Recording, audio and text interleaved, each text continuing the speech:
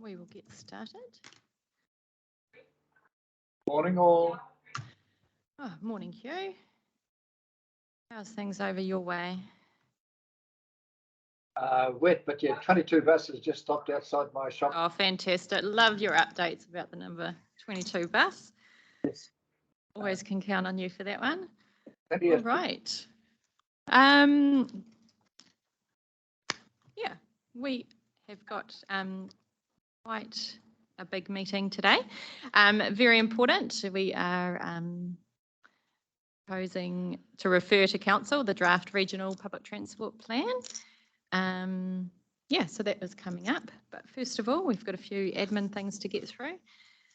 So first up, Dave, we've got apologies, which are coming up online. I just wonder if we change Councillor Thompson for lateness, please. She will attempt to be here. Right. Councillor Teague, are you happy to move the apologies? Thank you. And Councillor Patterson, happy to second. All those in favour? Against? Carried. Thank you. All right. So we've got confirmation of the agenda. Any comments about that? No?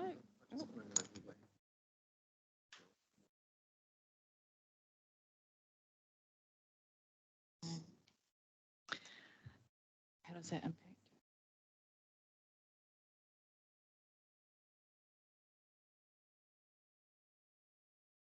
Okay. I've just had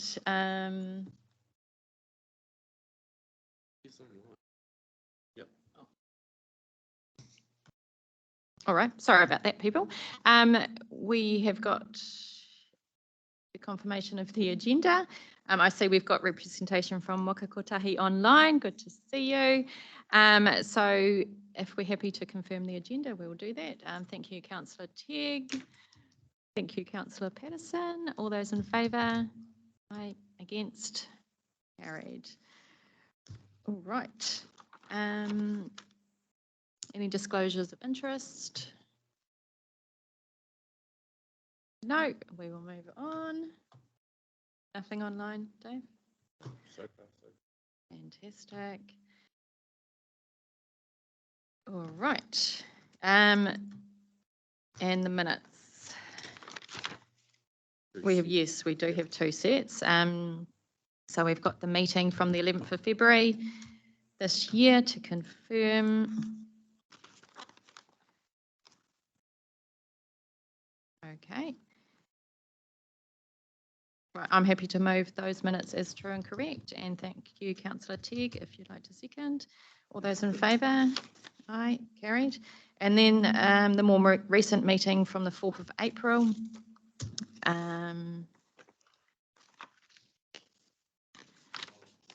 Yeah, I was just checking who was there. Councillor Verco, would you want to move those minutes as being true and correct? Happy to move. Thank you, Councillor Verco. And I'm happy to second those ones. All those in favour?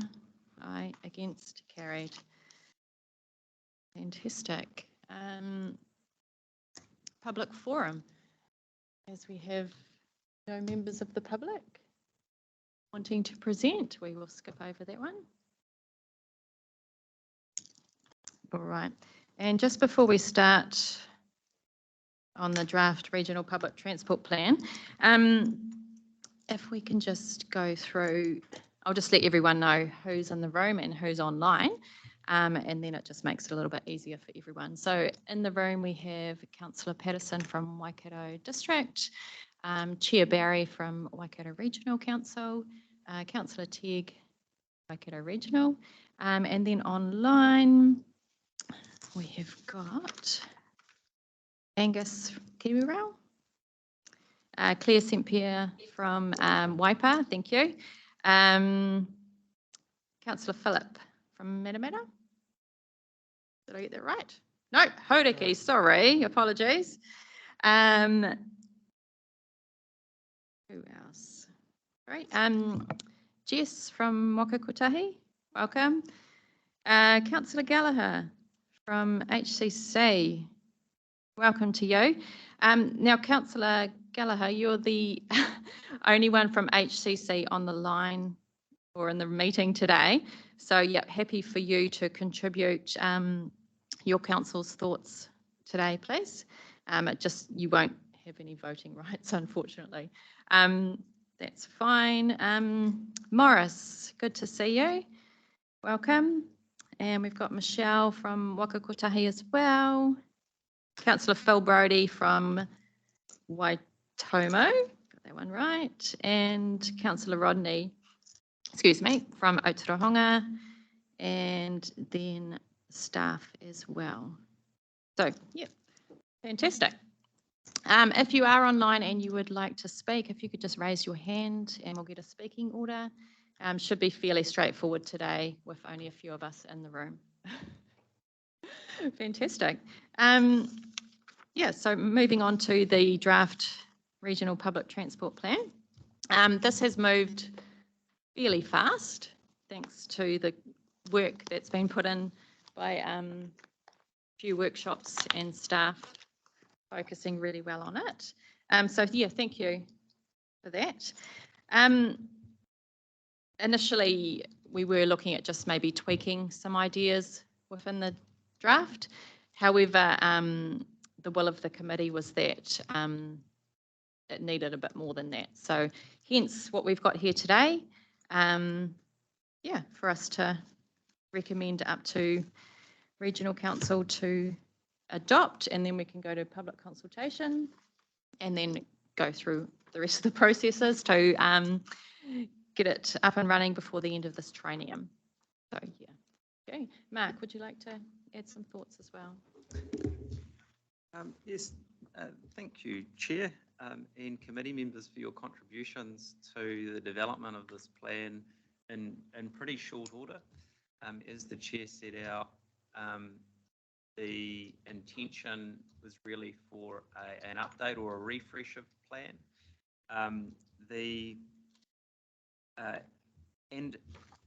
And I'd like to say that is kind of what it is. So the public transport plan has several functions that you've been briefed on through the development of the plan, and it has a whole lot of statutory content that we're required to include in the plan by law. And much of that content, that base stuff that a PT plan is required to contain, has been updated. But the PT plan is also an opportunity to cast our minds forward to what we anticipate or envisage or aspire for the public transport network of the future to look like, so that collectively transport authorities, agencies, and others have the opportunity to see what could be around the corner and to allow us to do the ever challenging task of align our investment these types of things as well. And that's really where the major effort has gone into this review of the plan, to chart that long-term view of what the future public transport network in the Waikato region could look like.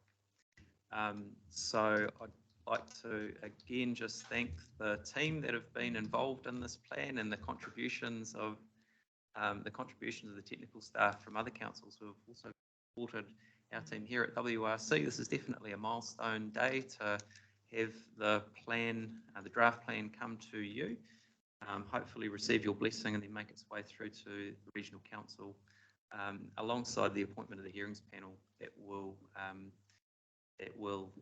hear submissions on that plan from the public through the process that we're very familiar with. Give that real opportunity for everyone to engage who might not have seen the plan yet. With that, I will hand over. I'll hand over to Andrew to lead us through. Thanks, Andrew. Kia ora, thank you very much. Andrew Wilson, for those that don't know me, I always mention that I have a habit of speaking quietly. So if you struggle at any moment to hear me, please just let me know and I will speak up. Cool. So just very briefly, we'll go through we'll go through the key things that the committee needs to be aware of in terms of content and changes of the plan. We're not going to go through everything in detail, so we'll move fairly quickly through it. A couple of things to note. One, for anyone that's read the plan, will know that it's still riddled with typos and grammatical errors. This will all be polished up before it gets through to a public consultation stage. There's still quite a bit of work going on around content, imagery, things like that, and also some technical work that's still ongoing around terminologies for PT infrastructure as well with colleagues at other councils. So that will all flow through into the version that goes to full council at the end of this month. Okay, so just a super quick recap. So we've received some really clear direction from the RCC and the members. So the headlines for that direction as responding to climate change needs to be a headline, not a footnote of the plan. That's really stuck with us strongly all the way through the process. Be ambitious about PT improvement aspirations that enhance wellbeing of communities. That's really clear.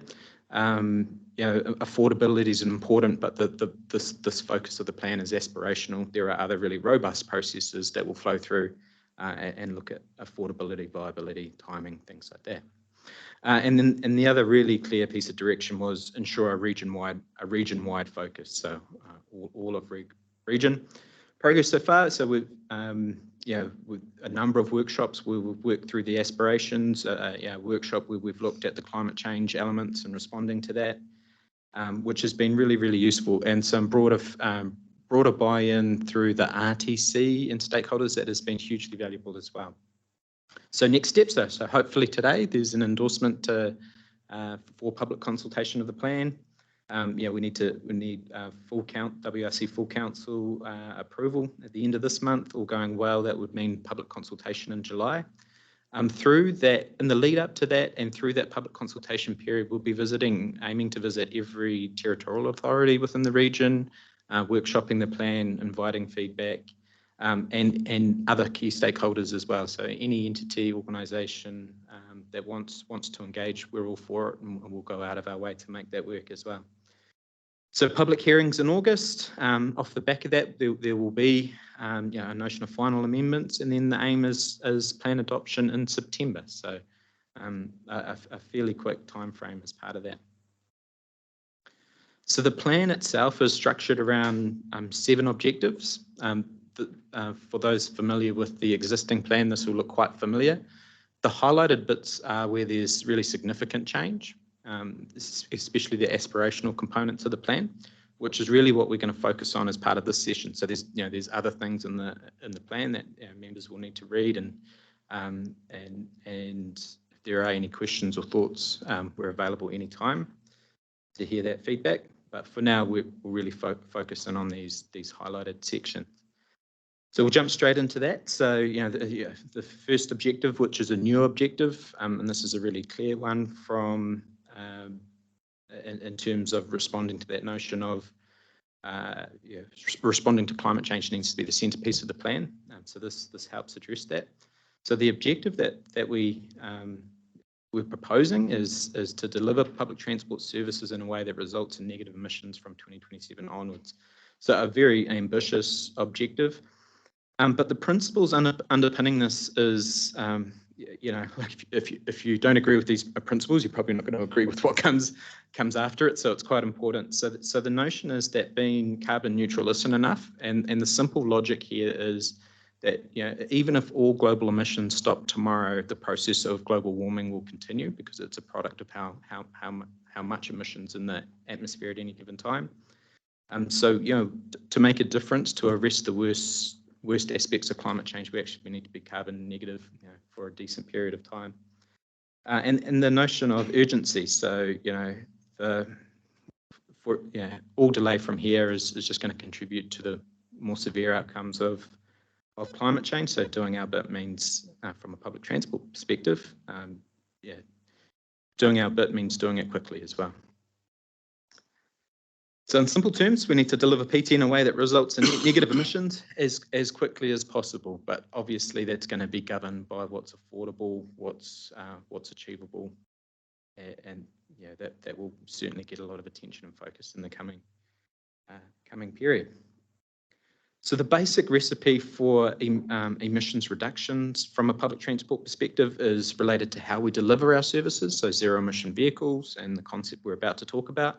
But equally importantly, potentially more importantly, is mode shift away from private vehicles to public transport has the potential to really significantly contribute to emissions reductions from transport as a whole.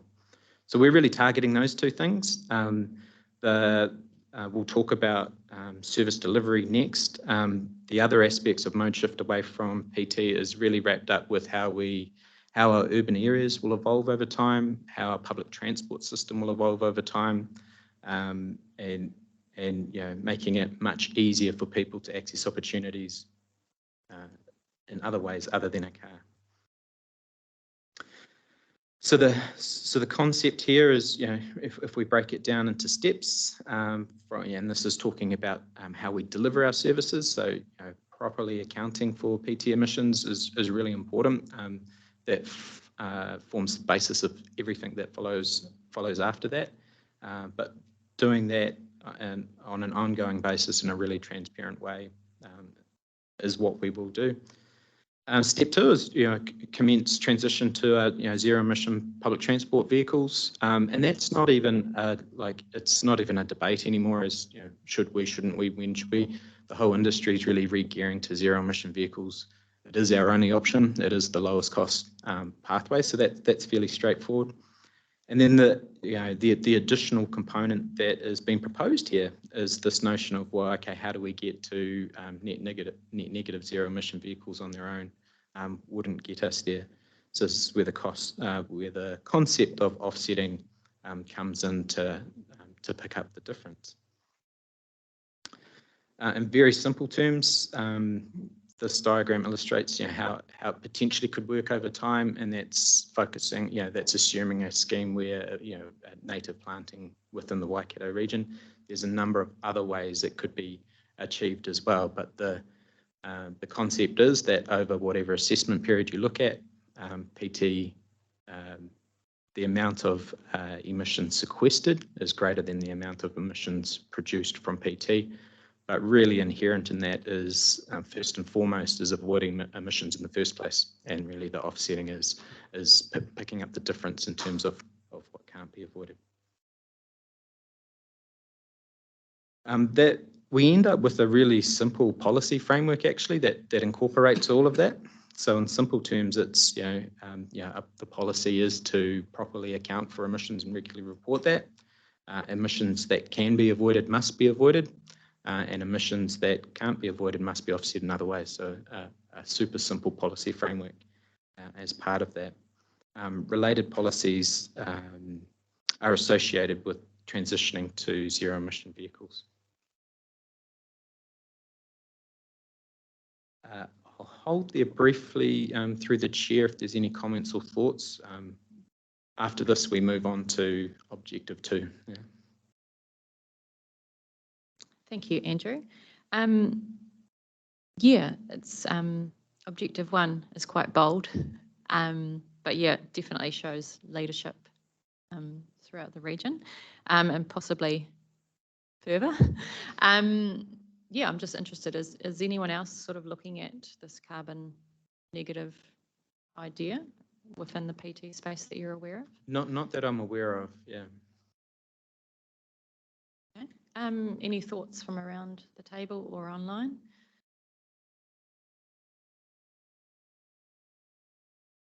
Just to say, I really like the simplicity of the policy. Thank you, Councillor Teague.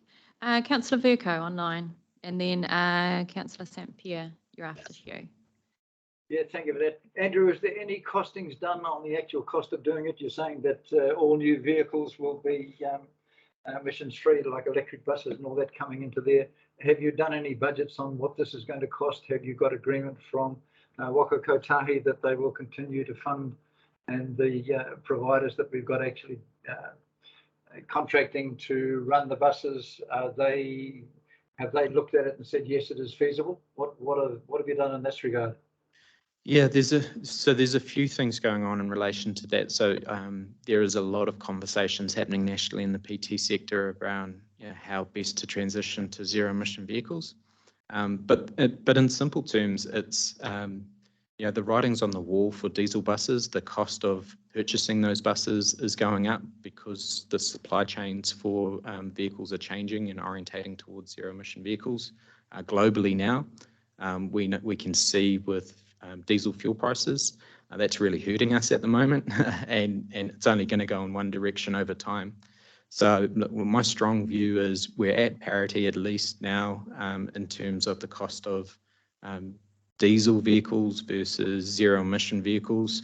And in the very near future, my strong opinion is that zero emission vehicles are going to have a very clear and obvious cost advantage. So it's as I sort of mentioned before, it's the debate around what's the cost efficiencies of a fossil fuel diesel bus versus zero. That's evaporating really quickly. It's becoming increasingly obvious that zero emission vehicles are going to have a very clear cost advantage. And I think within the timeframes that we are, that we're positioned for transitioning to zero emission vehicles. So if you think about the bulk of our public transport fleet is associated with the metro area, so Hamilton and surrounds.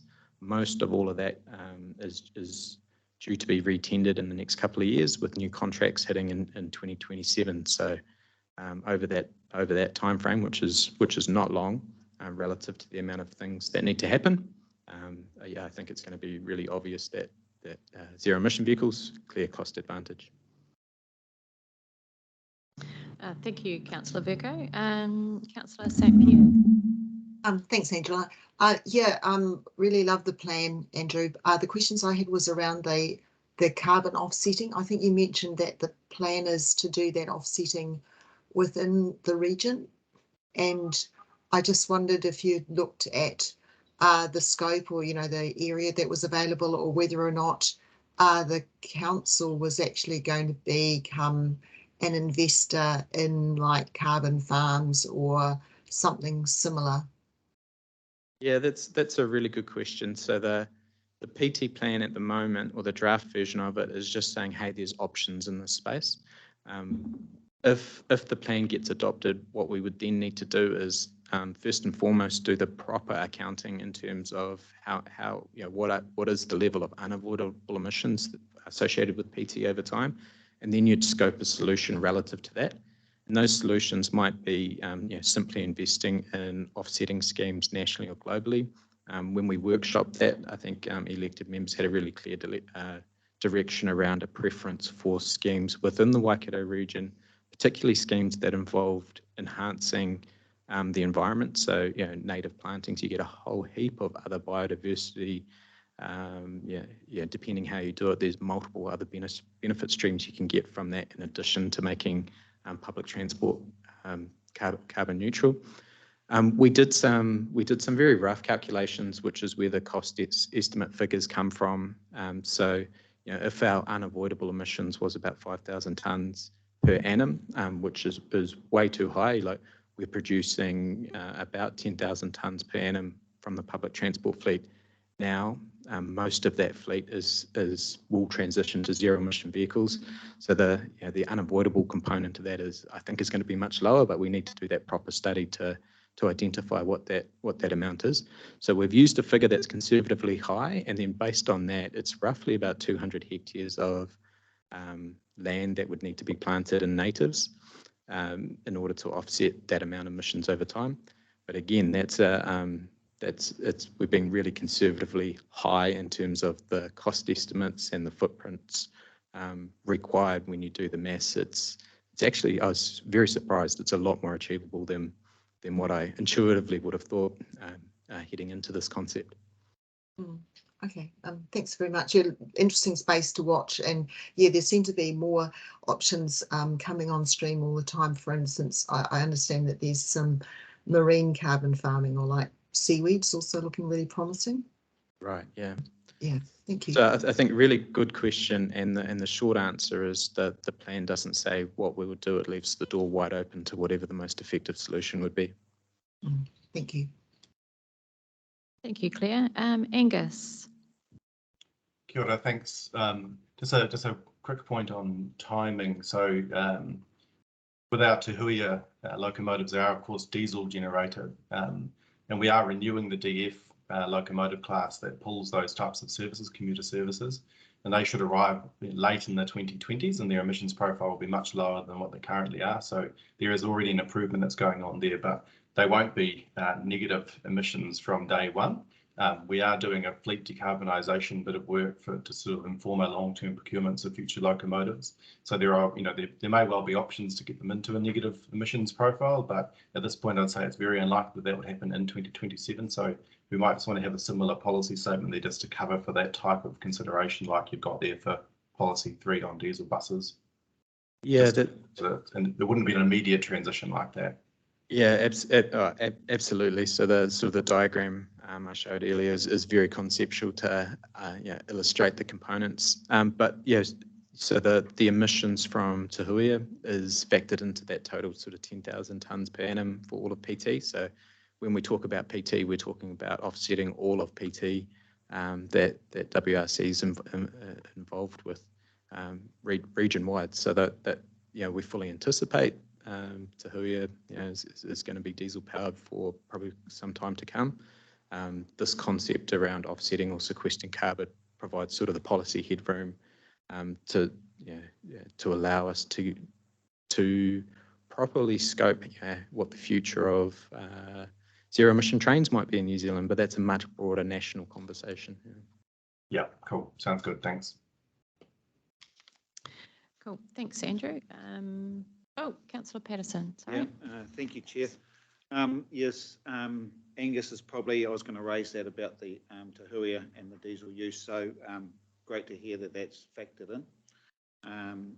But just the other thing, Andrew, the just around the terminology of how we're talking now, you're using the word zero emissions vehicles instead of commonly we'd talk about electric, diesel versus electric. So with that zero emissions vehicles, you're obviously looking at the whole array of hydrogen, etc. Yeah, going forward. Absolutely. Look, we're very careful to leave the policy door right open to all technology that comes along. At the moment, if we're talking buses, battery electric appears to be winning the technology race at the moment, but that could easily change. So, being open to all technology options is a really important foundational concept for how, if we get into ownership of depot or ownership and control of depot land, that needs to be done in a way that's open to different ways of powering those fleets. Thank you. Councillor Tegg. Thanks. So you mentioned, there'll be a discussion around cost. I just wanted to be sure that, in our response to that we look not just at the sort of dollar cost up front, but, for example, the costs of inaction. What is the cost of, to the Waikato economy of drought and floods and building seawalls, and then the health costs from moving to zero emissions is obviously quite large, because you're not sucking in articulates out in the street here, and then the sort of the co-benefits of offsetting in terms of biodiversity and those sort of things. So I just would like to see us making sure we make those responses and not just look at the upfront dollar cost in terms of what these things cost. Absolutely, yeah. Yeah, thank you, Councillor Tegg. You raised some good points about those co-benefits as well as looking at all of the well-beings as well. Councillor Rodney Dow, you can jump in now. Thank you. Can you hear me? Yeah. Yep. Hey, I'm just talking about the cost.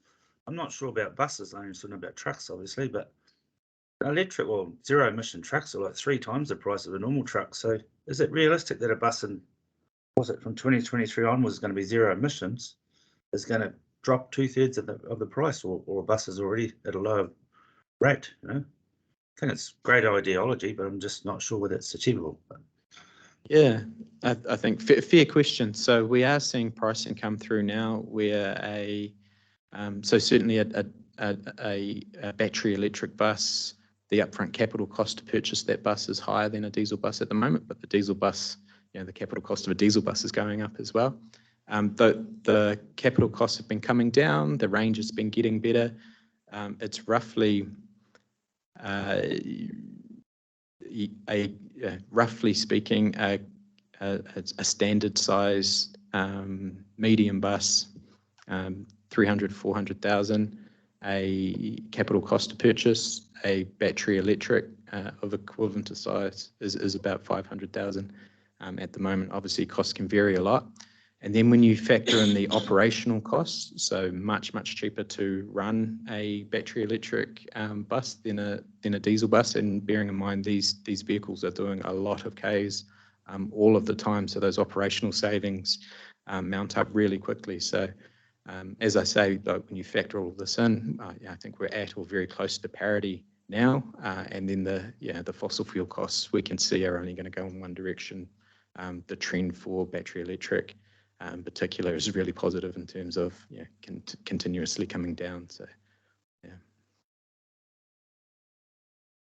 Cool. Thanks, Rodney. Jess. Kia ora koutou. Look, I just wanted to update. There's been a lot of questions about the funding, just to confirm Waka Kotahi's position in this, so that's really clear.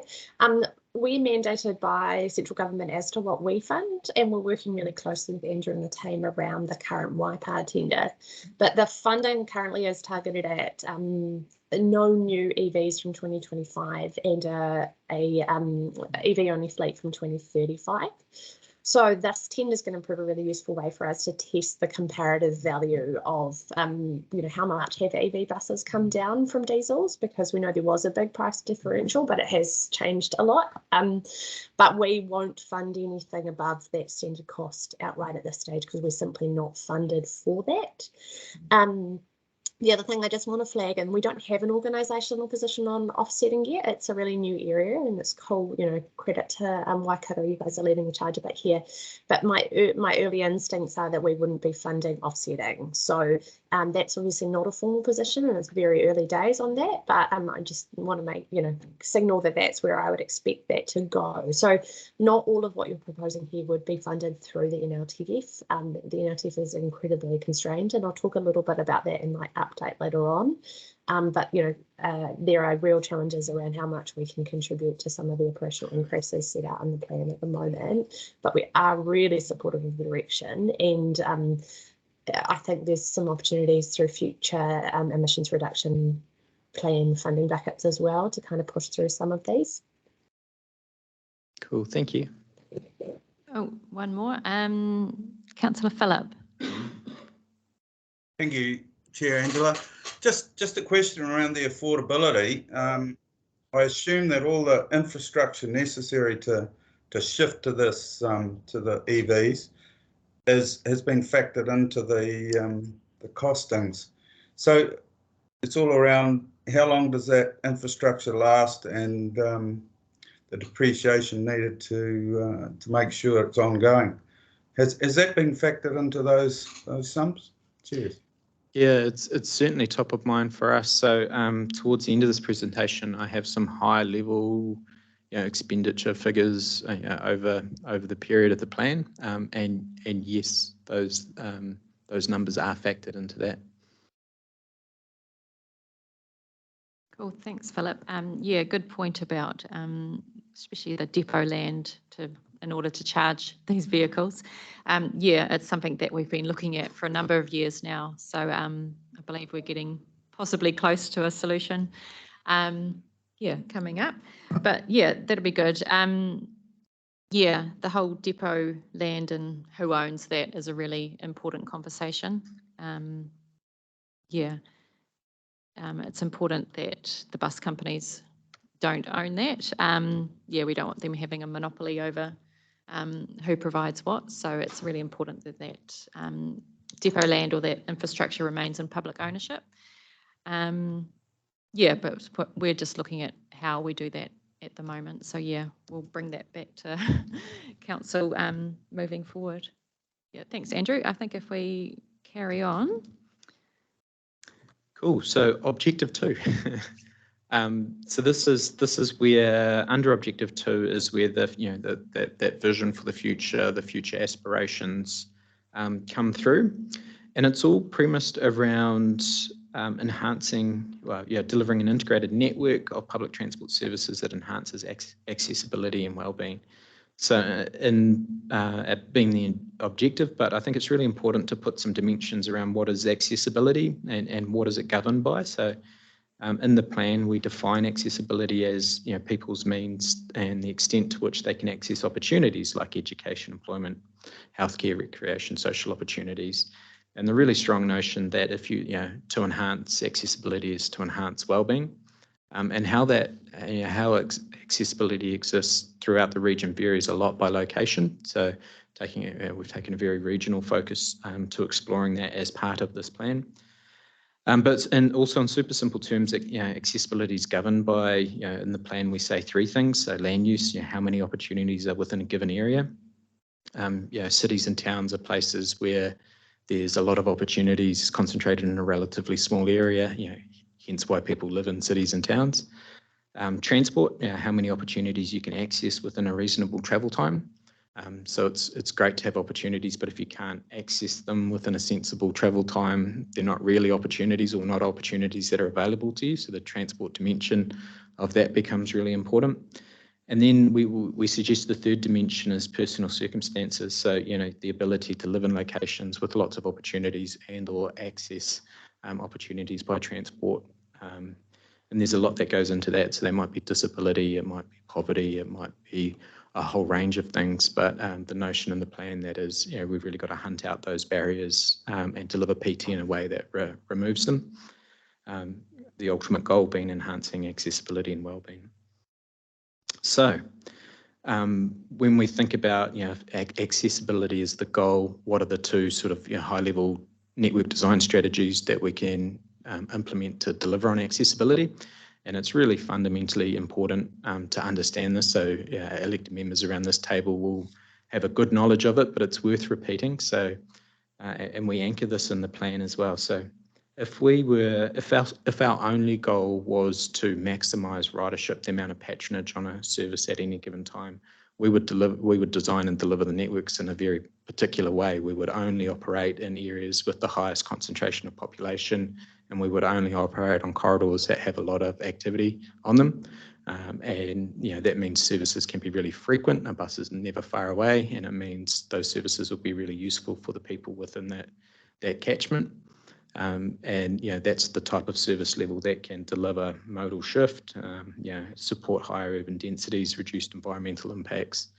But it also means if that's all we did, there would be large parts of a location that didn't have any service. So there'll be large amounts of people with no accessibility to opportunities. So if you go to the other extreme and you only design for coverage, you'd spread your resources, buses and drivers out really thinly, but over a large area. It means most people would have access to something, but spreading thin means also the services will be infrequent, and frequent's less useful, so it has lower ridership. So there's a big trade-off here. I think the key thing to realise is the different strategies pull in different directions, but they're equally worthy. Both outcomes are important. Our ultimate challenge is budgets are limited, so to do more of one, we have to often do less of the other. So inherent in that is quite a significant trade-off. So when we go through and talk about our future network aspirations, we also talk about what are we orientating towards, what are we favouring for particular aspects of the network. So are we pursuing ridership orientated goals or coverage orientated goals? So with that in mind, we've organised the PT improvement aspirations by service layer. So the first one being interregional connections. Te Huia is an example of that, but there's others as well.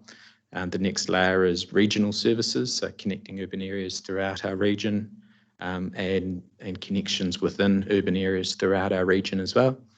And then the third layer is sort of the metro urban services, so Hamilton and surrounds, and we talk about that explicitly as well. So we'll very quickly just step through each of the aspirations for those service layers as articulated in the draft plan. The first one we're covering here, there's one that precedes this actually, that's a notion of, as a policy council, will partner with any private transport entity anywhere within the region under some certain circumstances. One is that it enhances, the partnership would enhance wellbeing for communities, and the approach is affordable for funders and passengers. I was remiss not to include that. The next one down is the one that's in front of you now, interregional passenger rail. So in the plan, we're proposing to outline priorities for the improvement of Te Huia over sort of the next 10-year period. This is going to the Te Huia Services Passenger Rail Committee next week for feedback. So that may change. These priorities may be tweaked as part of that process next week. But as a placeholder in the plan, it's how it's articulated at the moment. Regional connections. So there's a really significant change here. The aspiration in the plan is to connect every urban area within the region to their nearest regional centre. So the notion being regional centres have a higher level of service in terms of essential services, whether it be social services, healthcare, things like that. And setting a notion of a minimum baseline accessibility, so at least one return service per day. So this is still a very coverage orientated goal. It's targeting people of greatest need in terms of what the network strategy is in relation to that. When we go through and visit stakeholders throughout the region as part of the consultation process, helping us define what the regional centres are within the region is a really good thing, and what types of connections might be are good to articulate within the plan. So really looking forward to that feedback actually. The second component to that is that it's great if you can connect urban areas within the region, but if you can't get to that connection in the first place, that's a huge gap. So the notion here is enabling some form of accessibility within regional urban areas, but there's quite a wide spectrum of what those services might be. So it could be anything from a community transport initiative through to private hire, public ride sharing, public transport services. There's really a wide range of options available there in the different cost and benefit profiles. The notion in the plan is that over time, what is appropriate for any given location will depend on the circumstances and be looked at on a case-by-case basis. The next sort of focus area is the metro area. Through the chair, if there's any comments or thoughts in terms of the regional or interregional connections. Yeah, thank you, Andrew. Yeah, I think that's a good place to pause. I think it's really pleasing to see that this is a true regional public transport plan. I think previously there's been a feeling that it was very Hamilton-centric. Just looking at this map now, it's it does cover the region. It's got interregional, between us and Horizons and us and Auckland as well. So that's really important to note. I'd be keen to hear what people from the more rural areas, the more regional towns within our region, if you have any thoughts on this, that'd be great to hear. Thank you. Oh, Claire, thank you. Thanks for the invitation, Angela. I think it's a great plan that is obviously wanting to encompass regional, I suppose the smaller towns. Like in Waipa, that would be Tuamutu and Cambridge, and then the smaller villages like perhaps Ohaupo and Pirongia. And so it was great to see that the airport is being included as a destination, and I'm really grateful for the work that's being done there. But I do know that there's people that would like to see a rail link to Cambridge sometime, if possible, and also whether or not that Te Huia service could actually extend south to Tuamutu and then Otahonga. Is there any work being done? I did pick up that any expansion of the rail network is unlikely to happen in the short term. But is it still on, is that sort of the long-term goal to provide those rail services to those particular centres I mentioned? Yeah, great question. Mark, if you could jump in on that one, that'd be magic. Yes, thank you, Councillor, and through you, Chair. The question of further expansions in the Tahuia network. The question of further expansions to the Tahuia network is a particularly interesting one. You will see some elements of the plan that are with you at the moment, which talk about additional, feasibility for additional stops, and we know Waikato District is looking to reallocate a little bit of funding around some of those feasibility studies. But actually, and I think that is the primary focus in the first instance, is to, as the government has kind of asked us to do, demonstrate that what we've got going at the moment is a viable, attractive, and valued long-term proposition.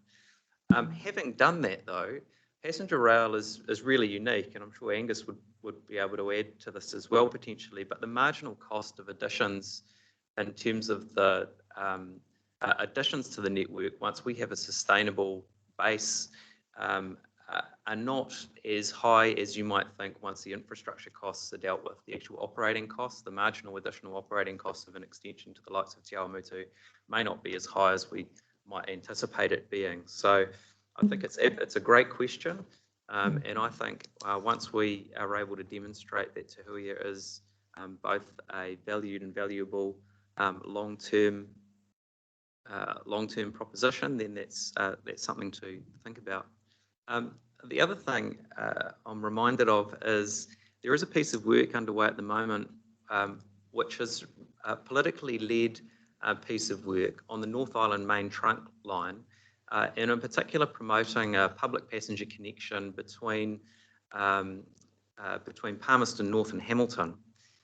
This is being coordinated via the Ruapehu District Council, and you might be aware of that piece of work, and I think a number of us are watching that. With very close interest, because it may shed some light on some of those high-level feasibility type questions in relation to what a public passenger rail connection could look like that extends south of Hamilton as well. Thanks. I wasn't aware of that work actually. I mean, I don't usually sit on this committee. I'm here as an alternate, I guess. But yeah, that sounds really interesting. And if there was ever a chance to sort of have a bit more detail on that, yeah, I'd be grateful for that. The only other comments I was going to make to do with the regions is that for those smaller centres in our district, I can't see that we'll have really frequent bus services, and that other alternatives I think need to be looked at in the short term. Like I think I've raised park and ride before, which might help, but also I'm thinking with the constraints that are being reported about bus drivers, and that yeah, the ride share options might be the most feasible for those smaller centres. Yeah, thank you, Claire. You do raise a good point about possibly a hybrid option in the middle, with maybe on demand meeting some of those needs in the smaller centres. Andrew, do you have any comment on that?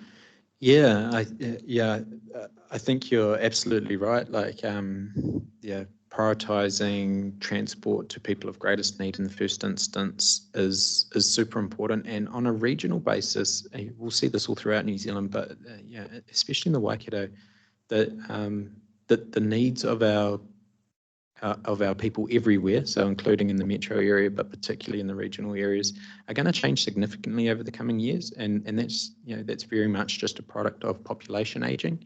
So I think the number of people in the Waikato over the age of 65 is going to more than double in the coming decade, which is phenomenal. We know that with age comes higher rates or less independence sometimes, so higher rates of disability, higher rates of accessibility becoming a challenge. And, when that notion of accessibility enhances wellbeing, the opposite of that is true as well.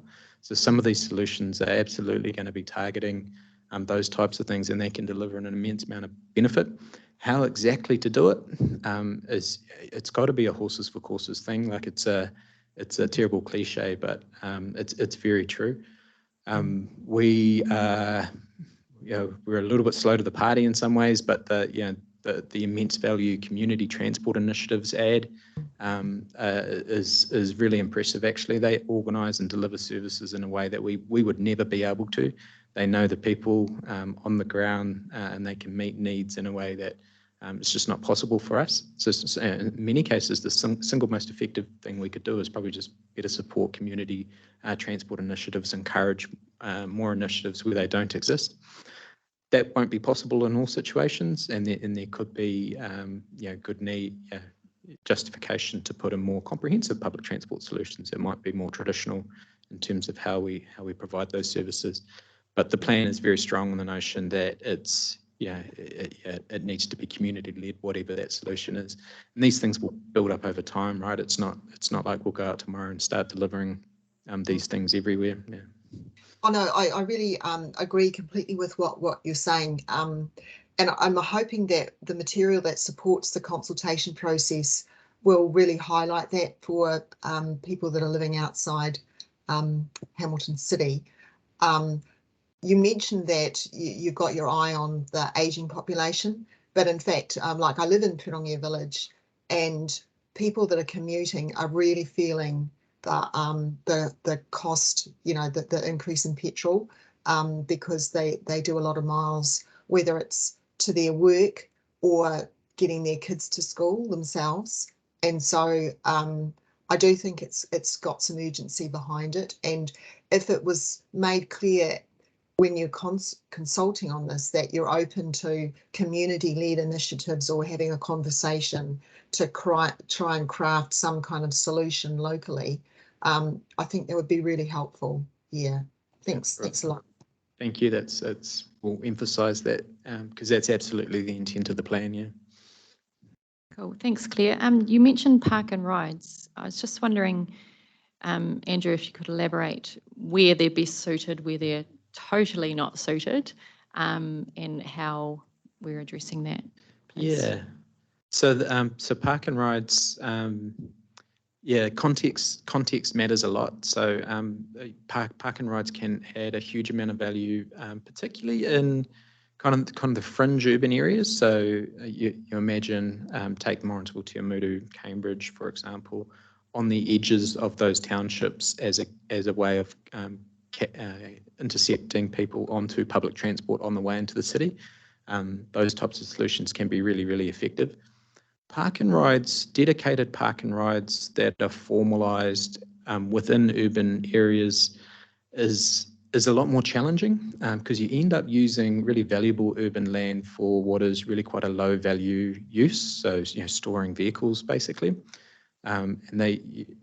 so you do that and you always struggle. They're popular for good reason, but then you struggle to keep up with demand, and it creates other localized problems around congestion and other things as well. So, park and rides within an urban environment has merit in sort of shorter term, 0 to 10 year type tactical initiatives, but should never, in my strong view, be considered a long term solution. The transport system needs to be good enough that you don't need to get in your car in the first place. Yeah. And that's where we're sort of aiming to get to over time. Cool. Thank you, Andrew. We've got 3 questions. Rodney, you had your hand up, but I see it's down now. Do you want to contribute?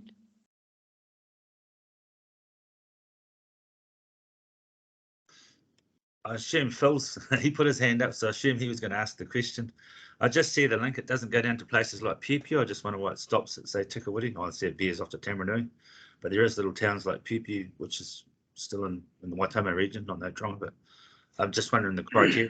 I see we've got a link to Kawhia. Well, Kawhia is probably similar, well, probably smaller than Pupu. Just wondering what the reason is behind that, whether, it shouldn't be an extra service. But that's probably why Phil's hand's up, I thought.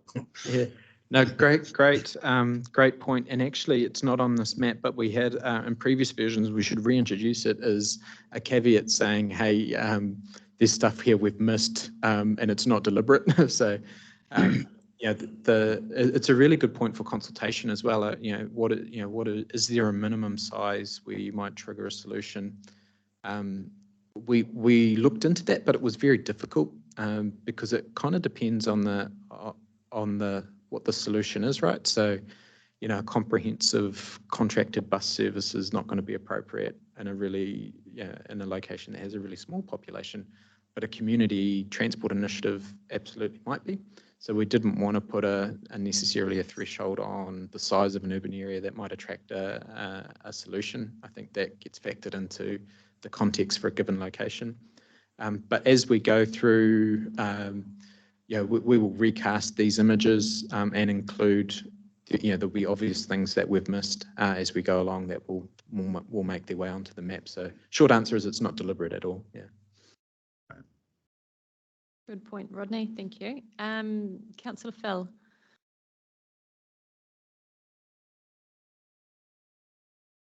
Hi, Chair. I was probably a comment as much about the way things have changed so dramatically recently that throws your planning out. We down here in Waitomo 3 or 4 years ago were looking at public transport out to Waitomo village because a lot of people working out there were travelling from Tikwiti, Otaronga and Te Awamutu.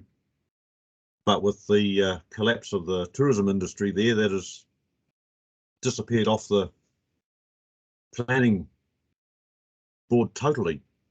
Tikwiti is an interesting situation where a lot of workers working there are actually on shift work with 2 meat plants and 2 timber processing plants. So you sort of have a demand for transport at times that don't fit in with what would be the normally accepted times of employment requirement. So it seems to me we could have little challenges here, there and everywhere that become very dependent on the circumstances at the time. Yeah, I think that's such an important point, and it reinforces the notion of the appropriate solutions are going to totally depend on the context for a given location. Yeah. And the earlier point, which wasn't referenced here, but the updated plan includes a policy that the outcome that we're chasing is enhanced wellbeing for our communities, right? And the policy door is wide open to how we achieve that. So, you mentioned entities, employers that employ a large amount of people. Like, we're more than willing to work with those entities as well to help design, deliver on behalf of potentially solutions like that. Particularly on a regional basis, that no one entity, including ourselves, is going to have the capability or capacity to fully meet needs. It can only be done through partnerships across a broad spectrum of initiatives and people. Yeah, just one little further bit there with the 2 meatworks we have in Tikwiti. They are having quite major problems with staffing, a bit like bus driving, I guess. Except that when you run a shift at a meat plant, you require everyone on that shift to turn up before you can start the shift. And they have been having 5 to 10% of the people due on that shift not turn up, not advise anybody. So everyone on the rest of the shift gets sent home again without any work or pay for the day. So just an example of some of the challenges that we in the outskirts of the district are facing under the present COVID and employment circumstances. So how you build that into public transport planning flexibility, I'm not too sure. Thank you, Chair. Yeah, thanks, Phil, for your comments. It's always interesting to hear, what your definite challenges are within the region. And yeah, definitely am keen to hear more of those challenges. Yeah, and as Andrew said, each solution might be quite unique due to each context. So yeah, thanks for your contributions. Appreciate it. Councillor Tegg. Thanks, Chair. Look, I think this objective is one of the most pleasing aspects of this plan. You know, not only make it a real aim to connect regional towns, but provide services within those towns. And I think in the report it mentions how there's a population of roughly 200,000 people outside of Hamilton. So all those people are equally deserving of public transport services as anywhere else. And so this is why this is a really good move. And Andrew touched on the ageing population out in my district, Thames Coromandel. The age of percentage of the population over 65 is already at 30%, and it's projected to be 50% within a decade or two. So the need for these services is only going to increase. And if you think about like a small town of 7,000 or 10,000 people, that's the equivalent of quite a large suburb of Hamilton. So those people need to get across that town, even if it's only 4 or 5 kilometres. If they don't have access to a car, they're stuck. So I think this is, you know, where this objective is really important. And as part of the Regional Council's annual plan consultation, we went out to 3 of these districts, Thames Coromandel, Hauraki and Matamata-Piako. And there was some, for the first 2, there was some quite high level sort of cost projections for some fairly basic services. And we asked the public, you know, what they thought about that, and 77% of the people who submitted supported those services. So for the Waka Kotahi people online, I'm just saying there's an indication of the level of public support out in the regions. And I think we really need to sort of up the ante in terms of funding, not just in the cities, but out in the regions. Thank you, Councillor Tegg. Yeah, Andrew, can we proceed? Oh, okay. So metro area. So this is Councillor Tegg's point. So within the metro area, today there's about 300,000 people. So we've got the notion of, you know, when I say metro area, it's sort of the area indicated on the screen there. And that's really significant. I think people underestimate how many people there actually are within the metro area, within the Waikato now. It's a significant population in a New Zealand context. And the area is increasingly functioning like a greater urban area as well. So you'll hear staff and elected members actually as well across all of the districts that make up, and the City Council that make up the metro area, increasingly talking about boundaryless planning. And the reason for that is you know, where you live, you don't really care where a territorial boundary falls. You know, you just need good outcomes, particularly true from a public transport perspective as well. I always like to remind people, you know, we're notoriously bad at understanding the rate of population change over time. So this is a graph that illustrates how the metro area population has changed over time. So really within one lifetime or a couple of lifetimes, you know, the population's doubled 5 times. So the question becomes, could it double again? And I always like to remind people that it's super simple math. So any population growth year on year expressed as a percentage, any rate above 0 will result in population doubling again. It's just a matter of time. So if we believe our population growth for the metro area is going to be above 0% year on year, then we believe population will double, and we should plan for that.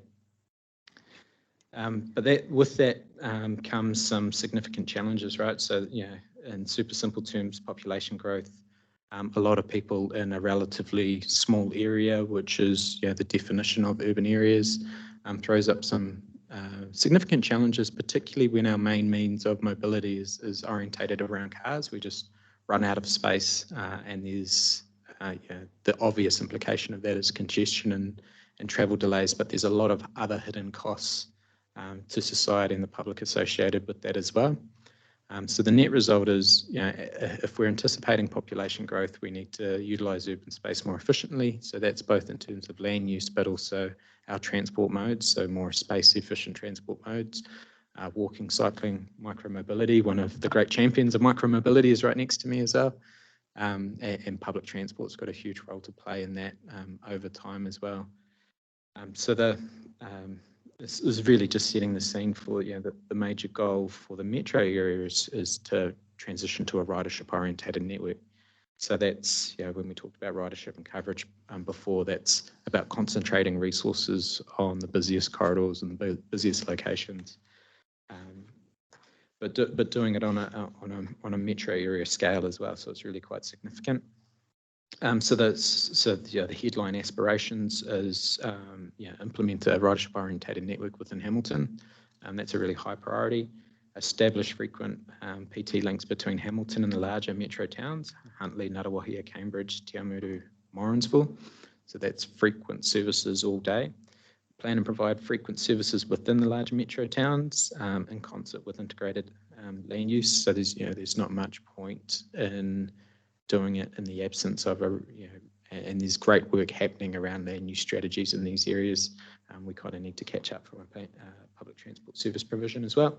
And then for the smaller metro towns, not otherwise covered, ensure we're at least doing the coverage orientated connections as well. So that might be back into Hamilton, but equally it might be back to the nearest centre as well.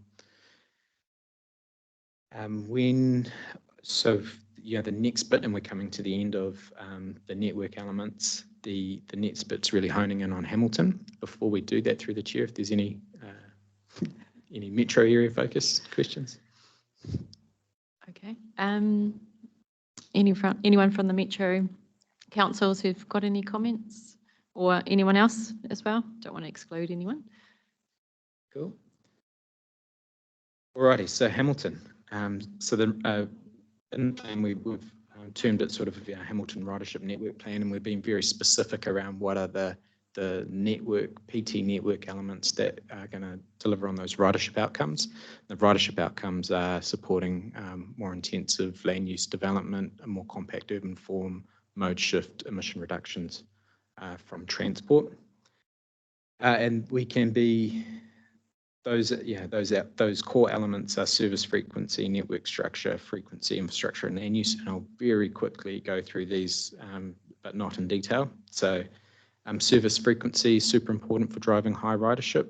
The plan outlines the reasons why. The next most important element is how we structure a network, multiple frequent routes.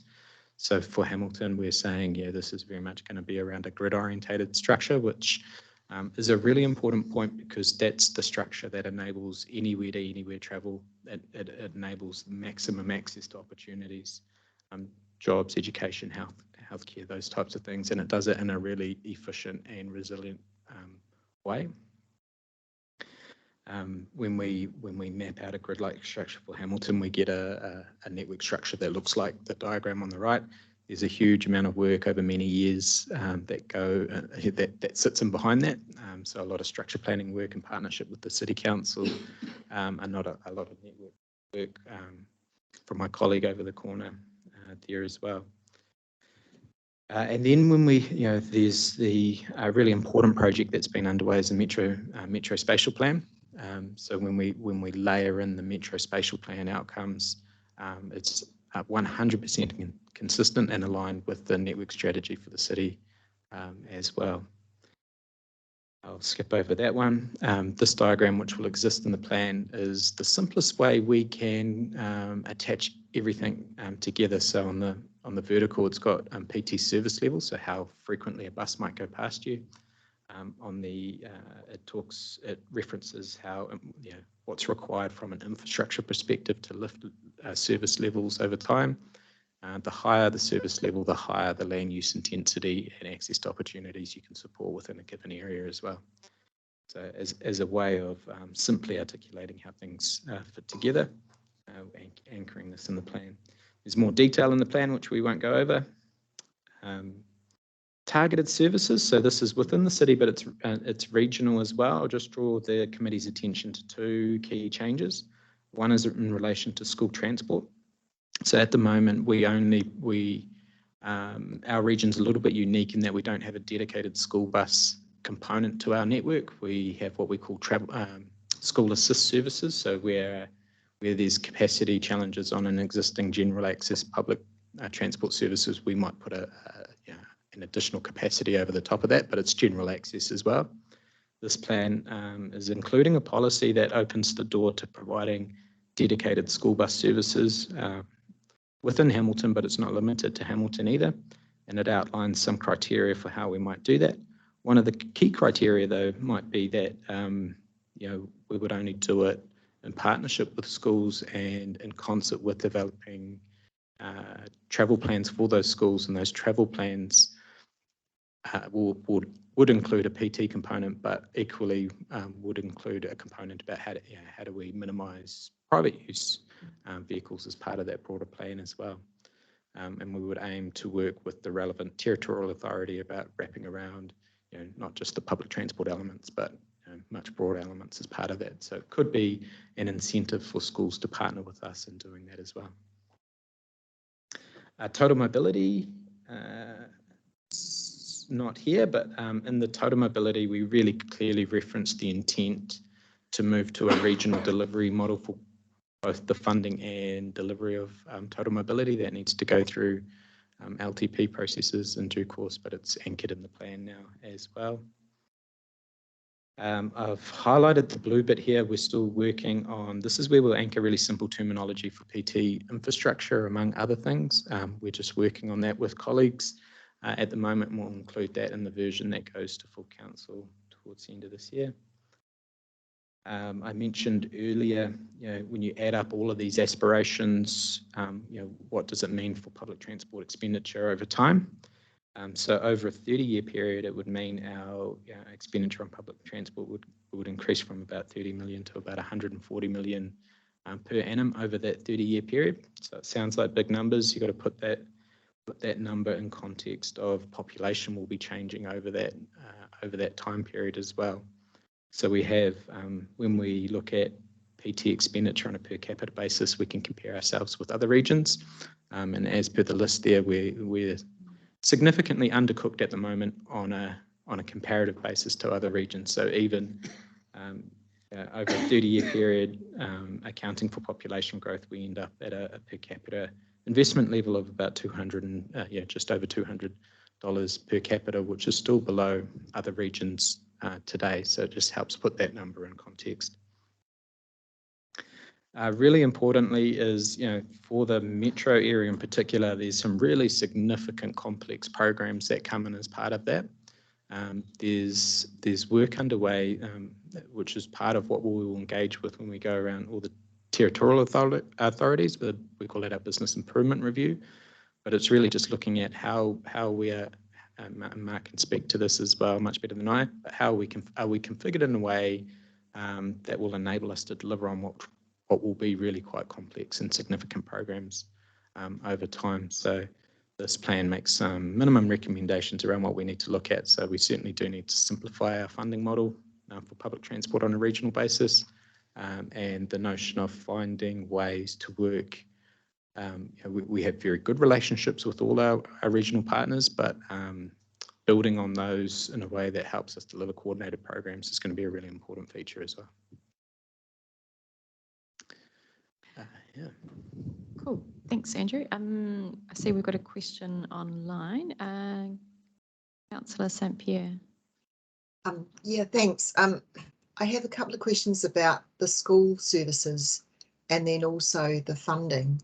So just with the school services, do you have a good relationship with the Ministry of Education so that they are delivering the services that they really should be, or perhaps you're collaborating together to reduce the overall costs? That's one of the questions I had, because I was a bit surprised that the Ministry of Education isn't providing those services straight up.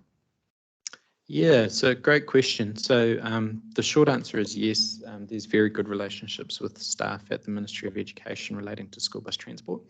But recognising that the Ministry of Education has a national policy where they see themselves as a transport provider of last resort. So their policy is, if there's no suitable public transport, then they'll provide something.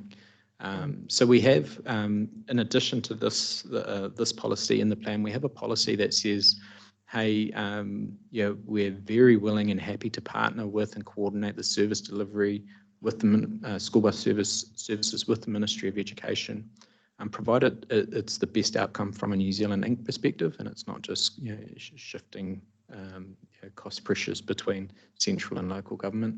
So that's the policy framework that's existing in the plan. In practice, it can be challenging sometimes.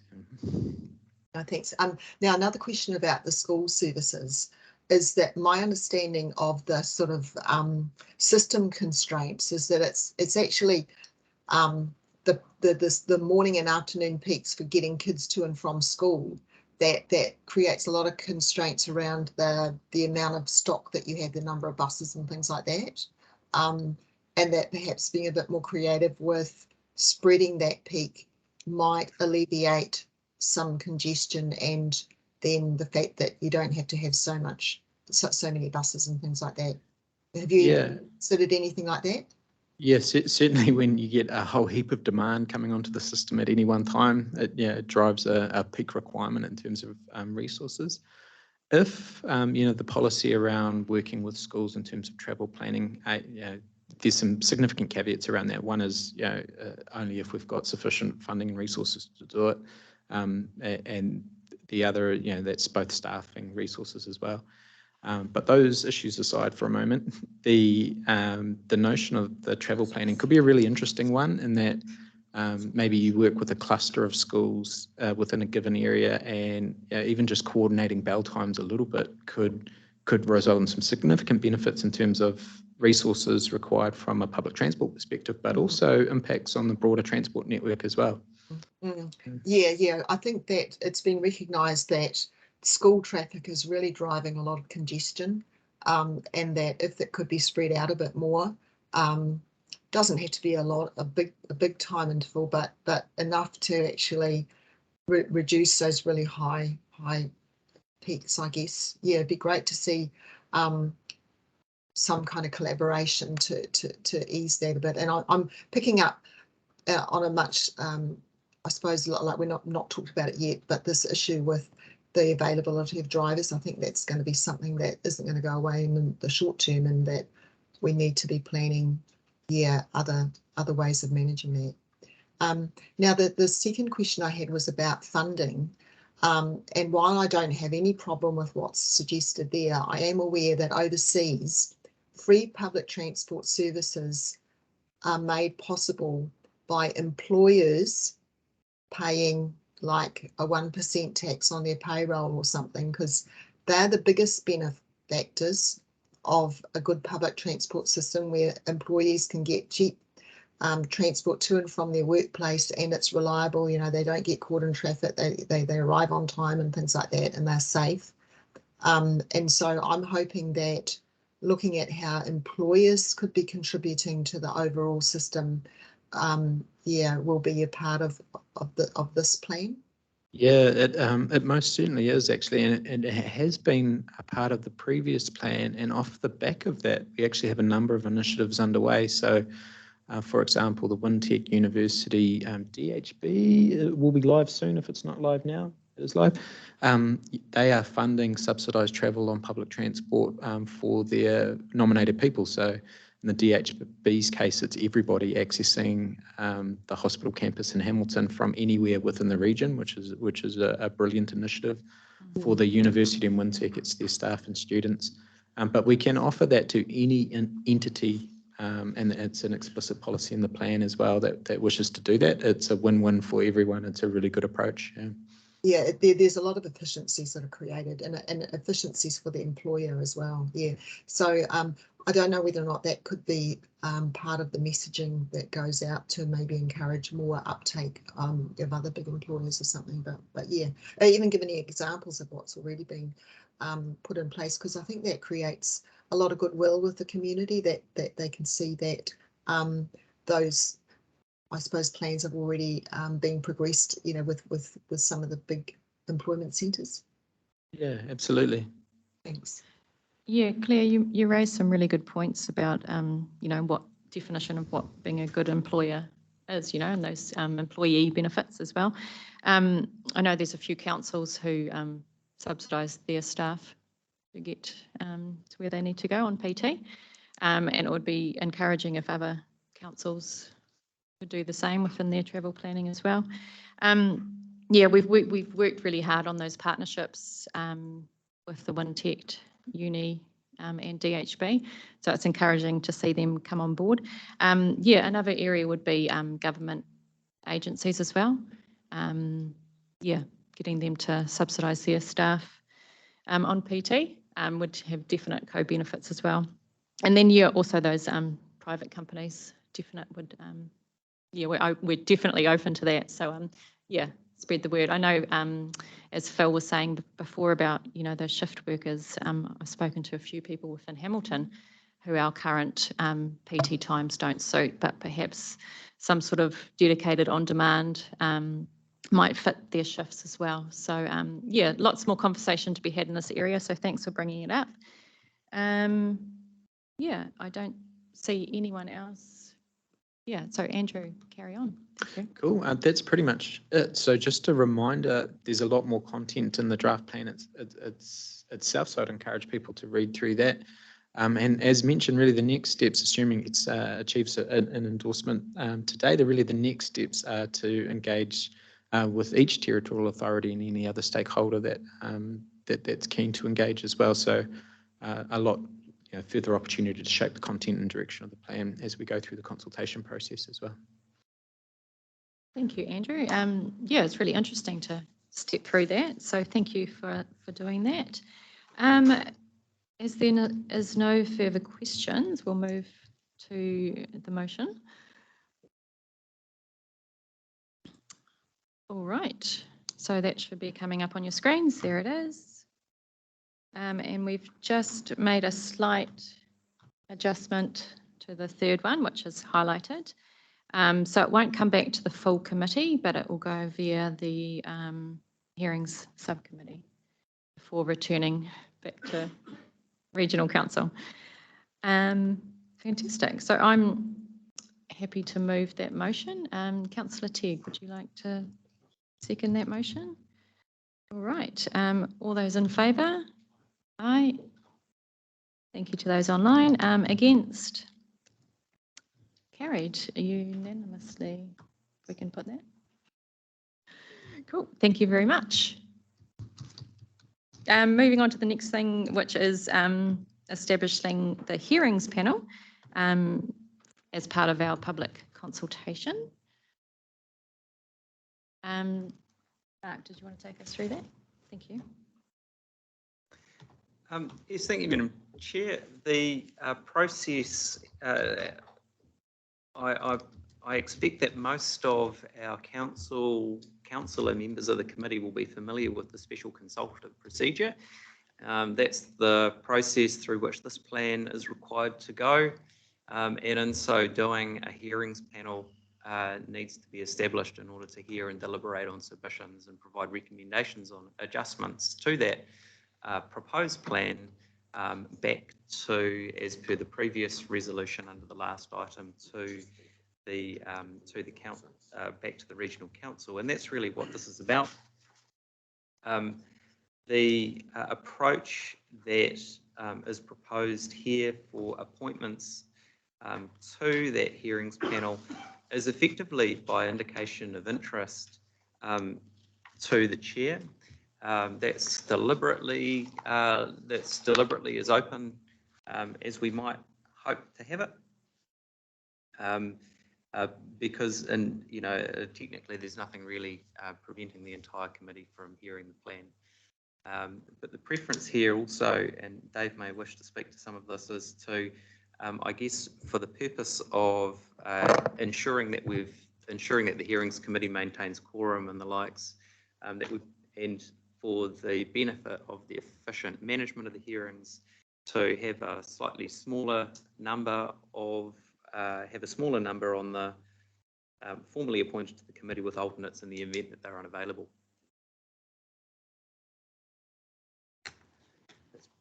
Yeah, Mark, do we have an indication of the time commitment involved? I suppose it's a bit hard to say. We don't know how many, how much interest there is out there. Look, at this stage, I think what we will be aiming to do is for hearings to take place on one day. That would certainly easily accommodate the hearings of submissions that we have had in the past. I expect this plan may well generate a little bit more interest than it has in the past, given the growing interest in public transport, but we still think that hearings of submissions should be able to be accommodated within one day, and then deliberations should also be able to be accommodated well within one day. So that's what we're currently anticipating. Although once we have the hearings panel appointed, then we will look to work with them to also see if we can identify any reserve days, just in the event that things take a bit longer than we anticipate. Thank you, Mark. Dave, did you need to add anything? No, I think you've covered it. Fantastic. If we could just see up on the screen the list, please.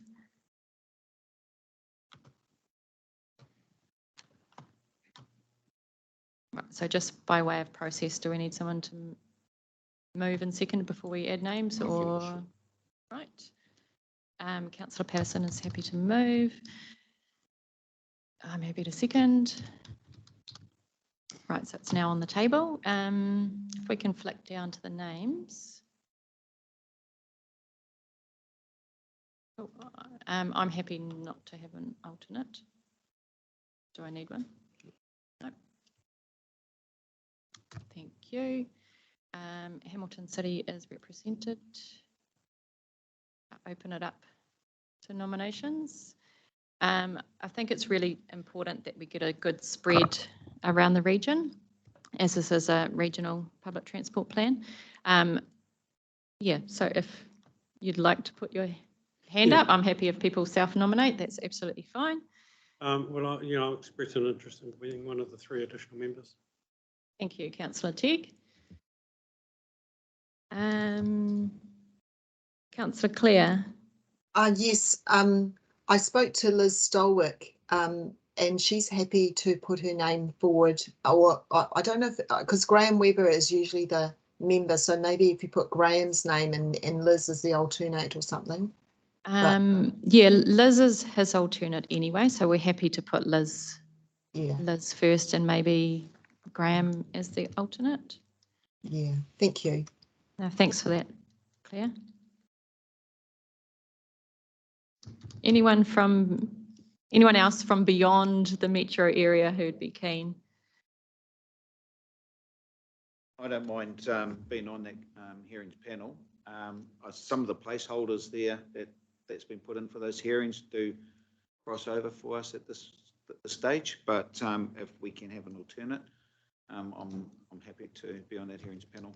But if there's somebody else further out in the region that wants to participate in this, I'm more than happy for them to do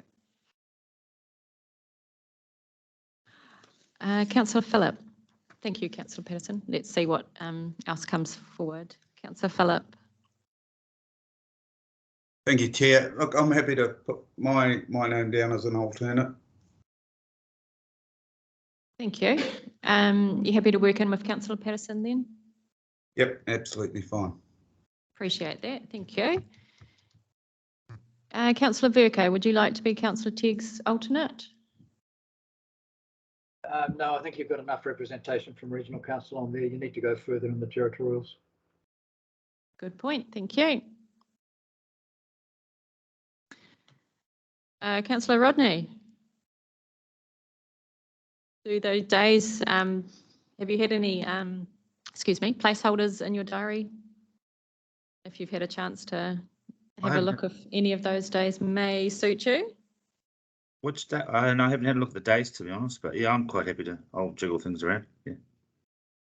Perfect. If we pop you in as an alternate, yeah, then we'll call on you if needed. No problem. Sounds good. But you're more than welcome to participate in your own capacity as well, if you'd like. Yeah, can do. No worries at all. Thank you. Cool. So Dave, just to clarify, if someone's an alternate and they wish to participate fully, there's nothing stopping them doing that? Attendance is voting shouldn't be. They wouldn't necessarily have voting rights, but through your if you're there with who you're alternating for, you can express your voting direction preference to them and share that way. Well, just one question perhaps for a democracy advisor would it be possible to identify Councillor Dow as a member, but have a quorum which is able to proceed with in his absence if he's unable to make it, rather than nominate alternates for both Councillor Tegg and Councillor Dow? We could slightly amend the tour. Instead of 3 additional members, make it 4. Leave the quorum as. Happy to do that. If the mover and seconder are happy for that change to. Yeah, I'm happy. I'm happy. If that's a practical solution, thank you.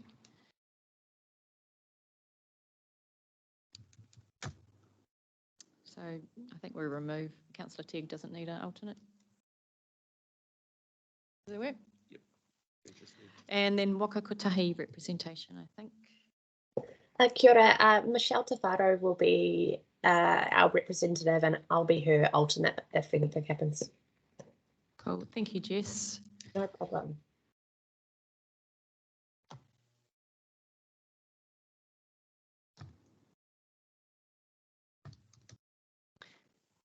Fantastic. All right, we all good to move the motion? Made the change that the terms of reference will have 4 members, not 3. Do we need to alter the quorum or? We can leave the quorum as is if you wish. You don't have to. What is the number of the quorum?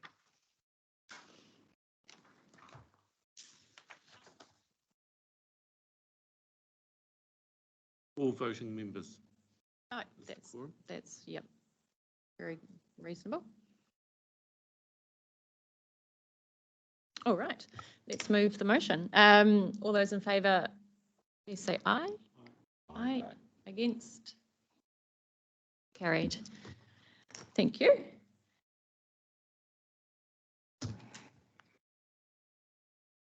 All right, moving on to the next agenda item, network planning update. Hamilton focused.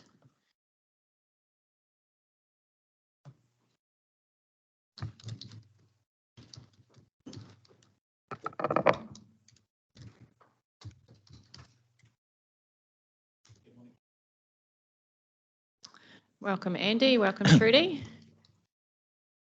Good morning, councillors.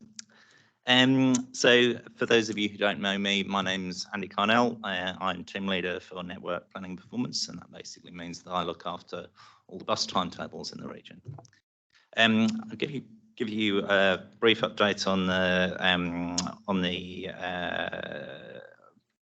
bus planning situation in Hamilton.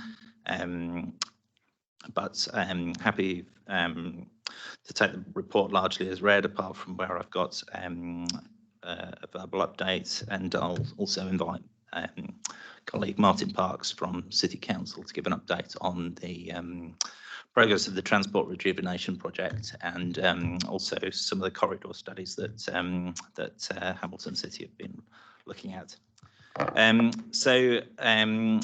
Not a significant amount of news on the network planning front, I'm afraid. A number of our important initiatives for the year are currently on hold due to the driver shortage situation. So we're approximately 20% short of a full contingent of drivers, and that's to operate the timetable that we would have been operating this time last year, not the timetable that we wish to operate with new and improved services. So unfortunately, we have been on a reduced timetable since February, and over that time, we have not seen an increase in the number of drivers that have been available at Hamilton's Go Bus Depot. So we haven't seen a deterioration, but certainly no improvement either. So I'll just hand over to Martin to talk briefly about transport rejuvenation, and I can give you the microphone. Thanks, Andy. Yeah, for those of you who don't know me, Martin Parks, I work for Hamilton City Council. My role at the council is, or part of my role is to develop and deliver public transport infrastructure for the city.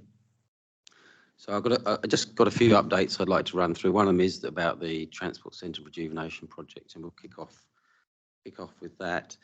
We are very shortly about to award a contract for the detailed design of that project. So it's been a little while coming, but we finally got there with the tendering process.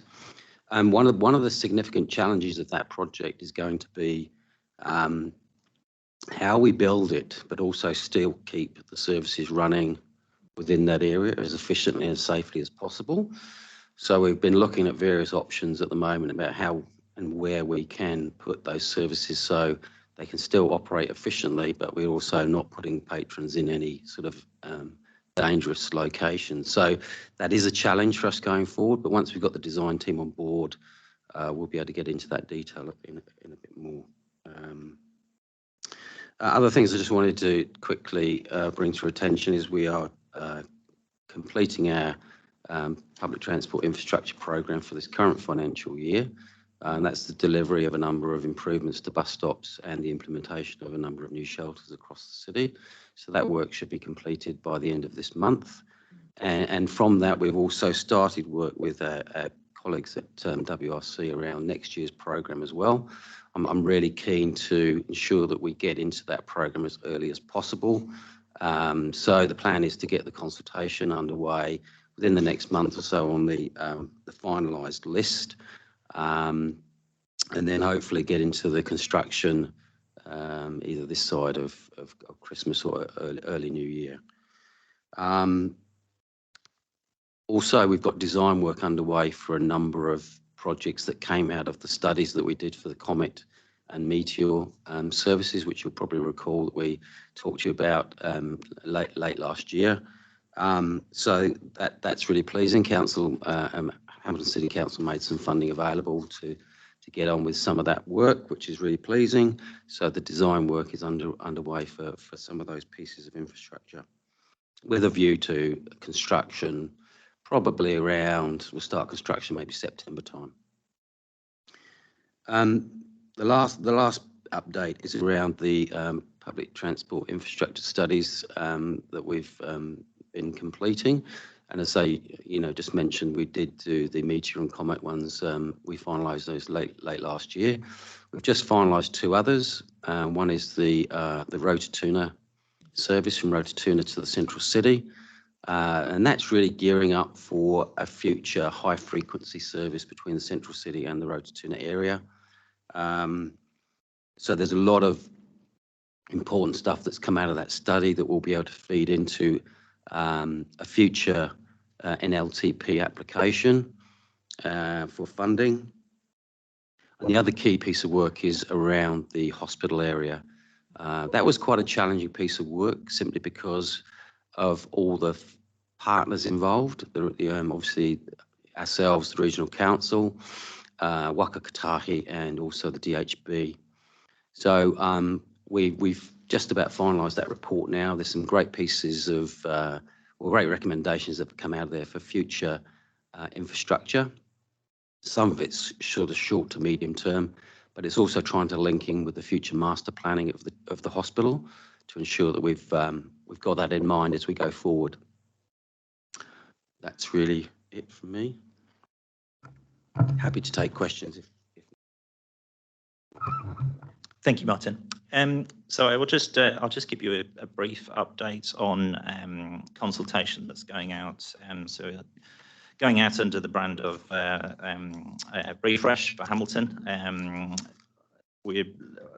There's quite a bit of change proposed in that consultation. Those of you that are Hamilton City Councillors will have received the consultation material through from Susie last week, and also regional councillors as well. So this is really about optimising the use of our resources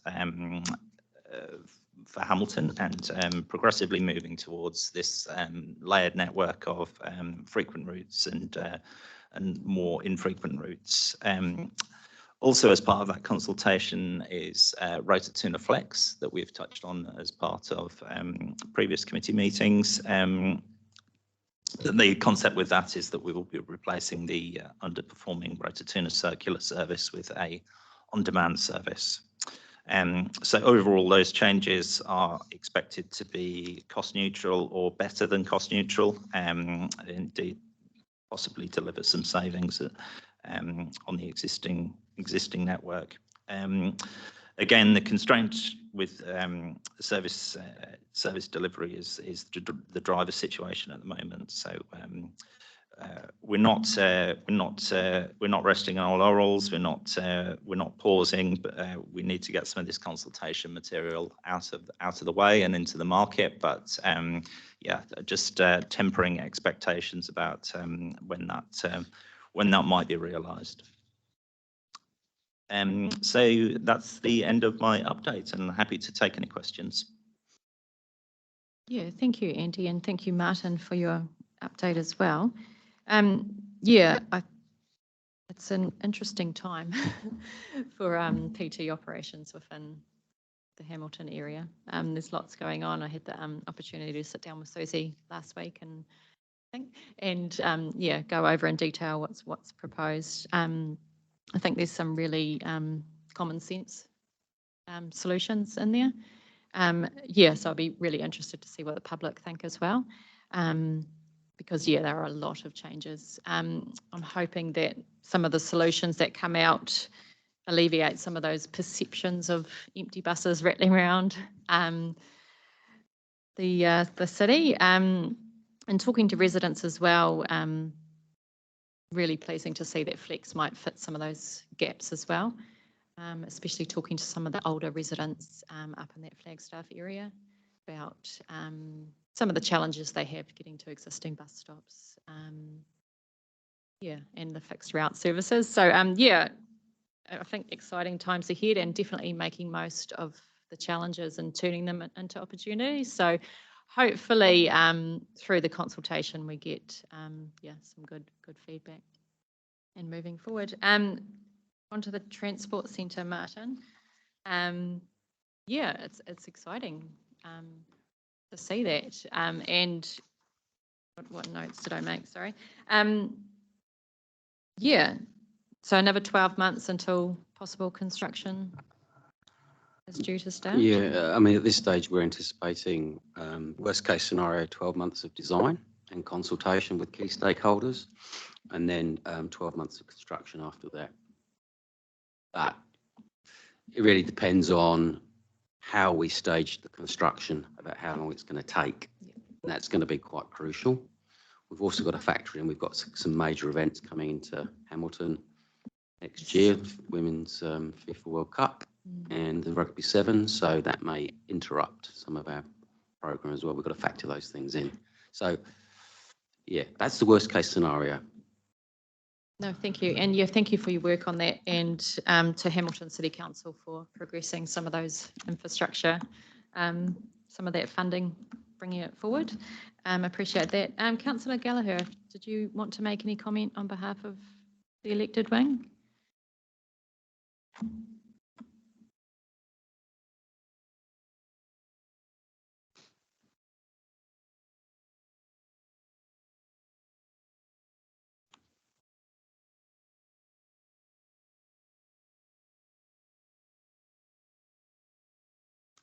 We unmute you for you. Let me have a look. No.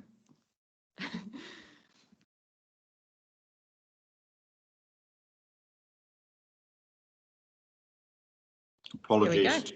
No, you're right. No comment apart from what Martin has said. The only observation I would make around the central transport centre is just keep an eye on the rail connection, whether, you know, in terms of future proofing. Martin, did you want to just cover that? Because I certainly know, and I've always had an interest in that, obviously connection with Te Hui coming into the centre of the city, but I'm aware there are other options. But obviously, I think, or members of the panel, I think it's, thank you, I think it's really critical that any transport centre is appropriately future-proof, not necessarily the platform located there, but did you want to add to that? And through the chair, I mean, we are very conscious of, you know, future rail requirements coming into the central city. I mean, the project that we've put on our books for this transport centre is a rejuvenation of the existing facility. And we have put a life expectancy on that investment of around about 15 years. And that really is so we don't want to overinvest in that rejuvenation, because we're still not sure exactly where you know, a future transport centre may land in relation to a future rail station, or, you know, what the land development in that area is going to be as well. So in terms of the design, you know, an upgrade, obviously that what you've just said will be also factored in terms of, you know, not precluding future options. Personally, I'd hate us to be waiting 15 years for a central city station again. Oh, look, I fully agree with you. It'd be nice to get something sooner than later. But yeah, we need to be conscious that we don't want to overinvest in what we're currently doing. The purpose of the rejuvenation is to improve the user experience, improve personal safety, and improve general road safety in that area, and encourage more people to use the transport centre for the services, support the services as they grow. Yeah. Yeah, I'm aware of the scale. Thank you. Thank you, Councillor Gallagher. Yeah, you raised some good points about the future of a central city station. Yeah, watch the space, I imagine. Cool, thank you. Right, we're going to receive the report. Oh, sorry, Councillor Patterson. That's all right, Chair. Through you. Thanks, Martin, for that update. It's great to hear that there's you know, some work happening around that central transport hub. I was just down in Christchurch a few weeks ago, and we purposely decided to use public transport, and I actually thought their hub there was quite user friendly, very nice. So good to hear that there's some work happening there. And then also just another comment regarding you're talking about working up around the hospital and the work that you've been doing with them. And I think it might have been an RTC meeting where we had somebody from the DHB in here talking some time ago, which was heartening to hear as well.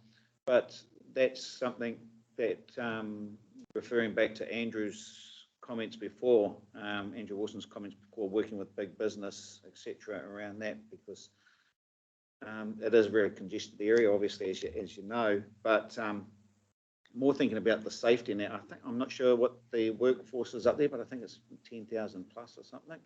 That with the shift work and all of that, etc., you have a lot of people and staff that are parking just about right onto Kakatea Drive, Gower Park area. And so when you've got people coming off shifts at 10, 11, 1 o'clock in the morning, it's actually often very dangerous time of the day to be able to walk into cars, etc., etc. And I do know they do try to provide a security person to do that if people feel like that. But sometimes it's just sort of talking to people that work there. It's not always convenient to be waiting for a security person to turn up when a whole lot of people coming off shift. So there is that risk there. So going back to talking about Andrew working with businesses where there was a park and ride, I'm not talking about clogging up the base, but where people that come from out of town can come in and park in the DHB work on a system that can pick them up and delivers them back after shifts to take away a lot of congestion in that area. Just a thought on taking the two and two. Thanks. Very good work. Yeah, thank you, Councillor Patterson.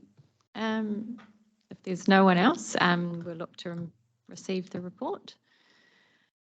I'm happy to move that. Councillor Patterson, you happy to second it? All those in favour? Aye. Against? Carried. Thank you. The more wider network performance update. Thank you, Andy. Thank you, Chair. So regular update on network performance. Just a reminder, this is a review of our patronage and reliability performance. Just move the microphone slightly. Our patronage is obviously down compared to pre-COVID levels. What we are seeing is a gradual trend upwards in patronage, but it is gradual. And I think this is something that needs to be recognised in terms of our bus network design, in that people's behaviour patterns and the way that people are working is changing, and we will need to reflect that in the way that we think about service levels. A lot more people working from home, for example, than previously. Signs are that while some people are returning back to work, that this working from home trend is likely to be a longer term kind of shift in people's movement patterns. So I'd just like to make that point that we are conscious that numbers are down, and the way that people travelling has changed. It isn't just bus patronage that has changed. Levels of movement across all modes are down, including driving.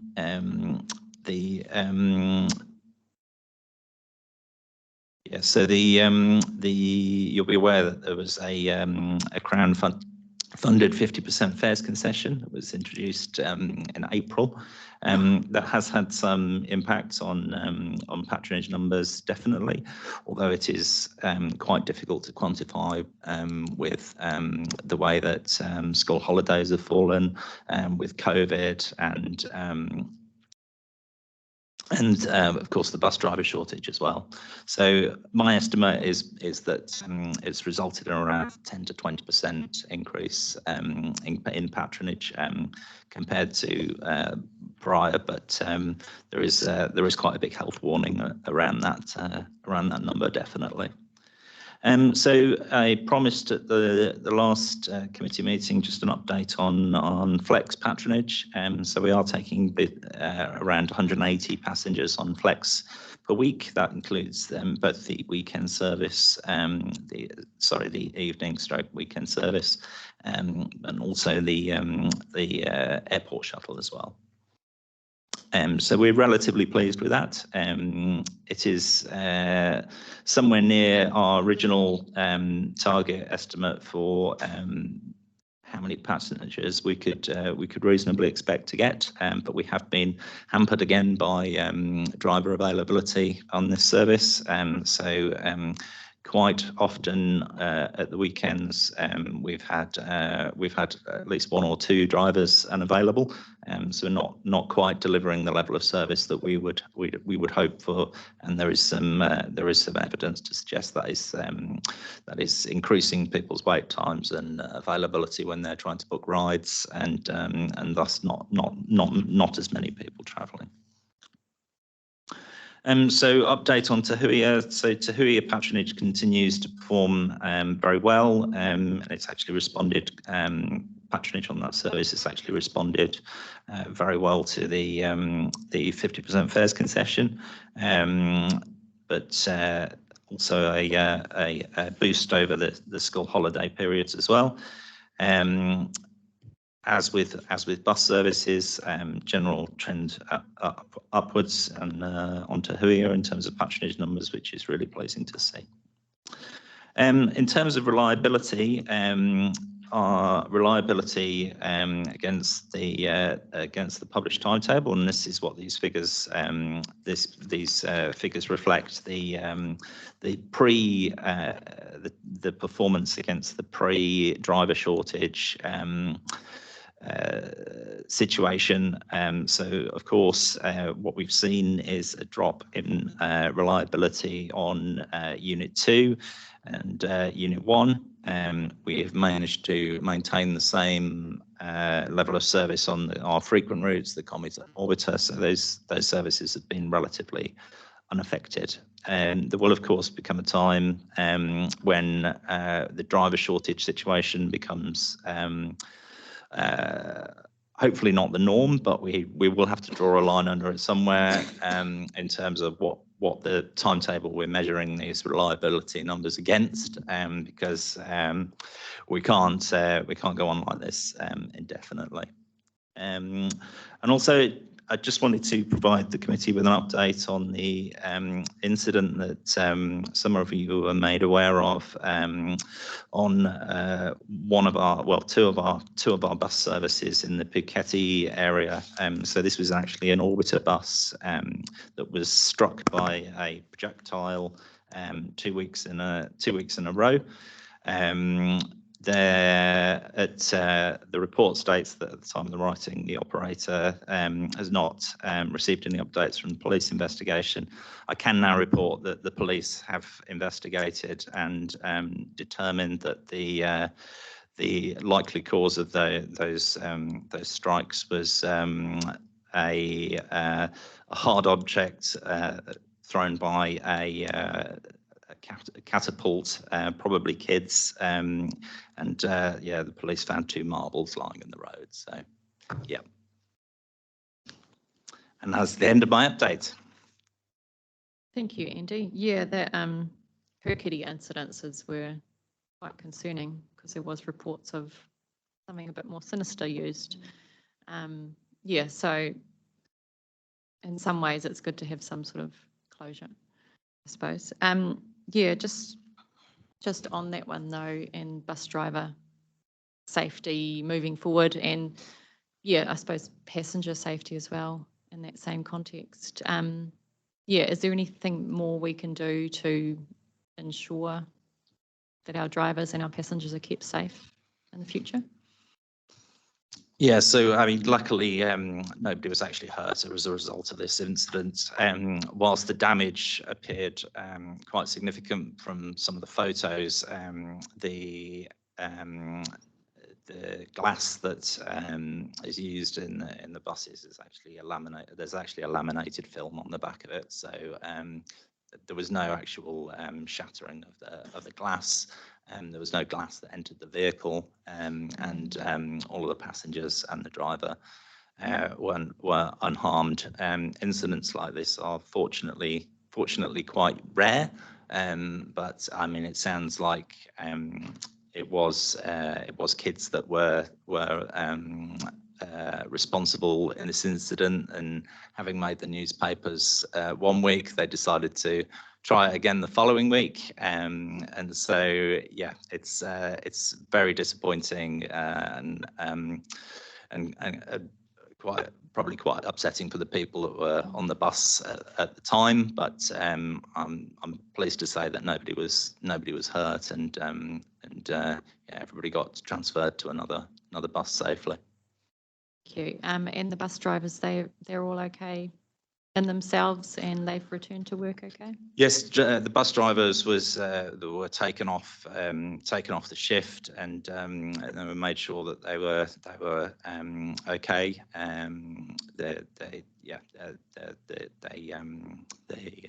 It was followed up with, and yeah, the drivers, yeah, fine, yeah. Thank you for that. Councillor Gallagher.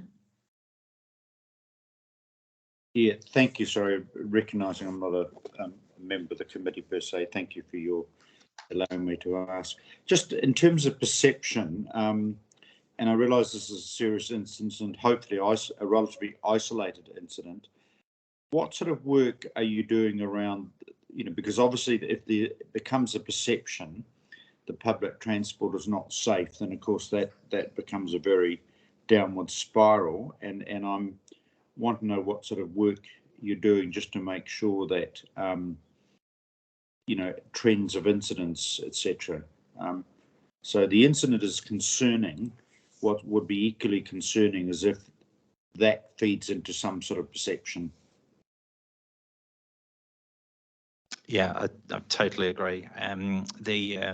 It's important to keep on top of these kinds of incidents. I think we are relatively fortunate that is a pretty isolated incident as far as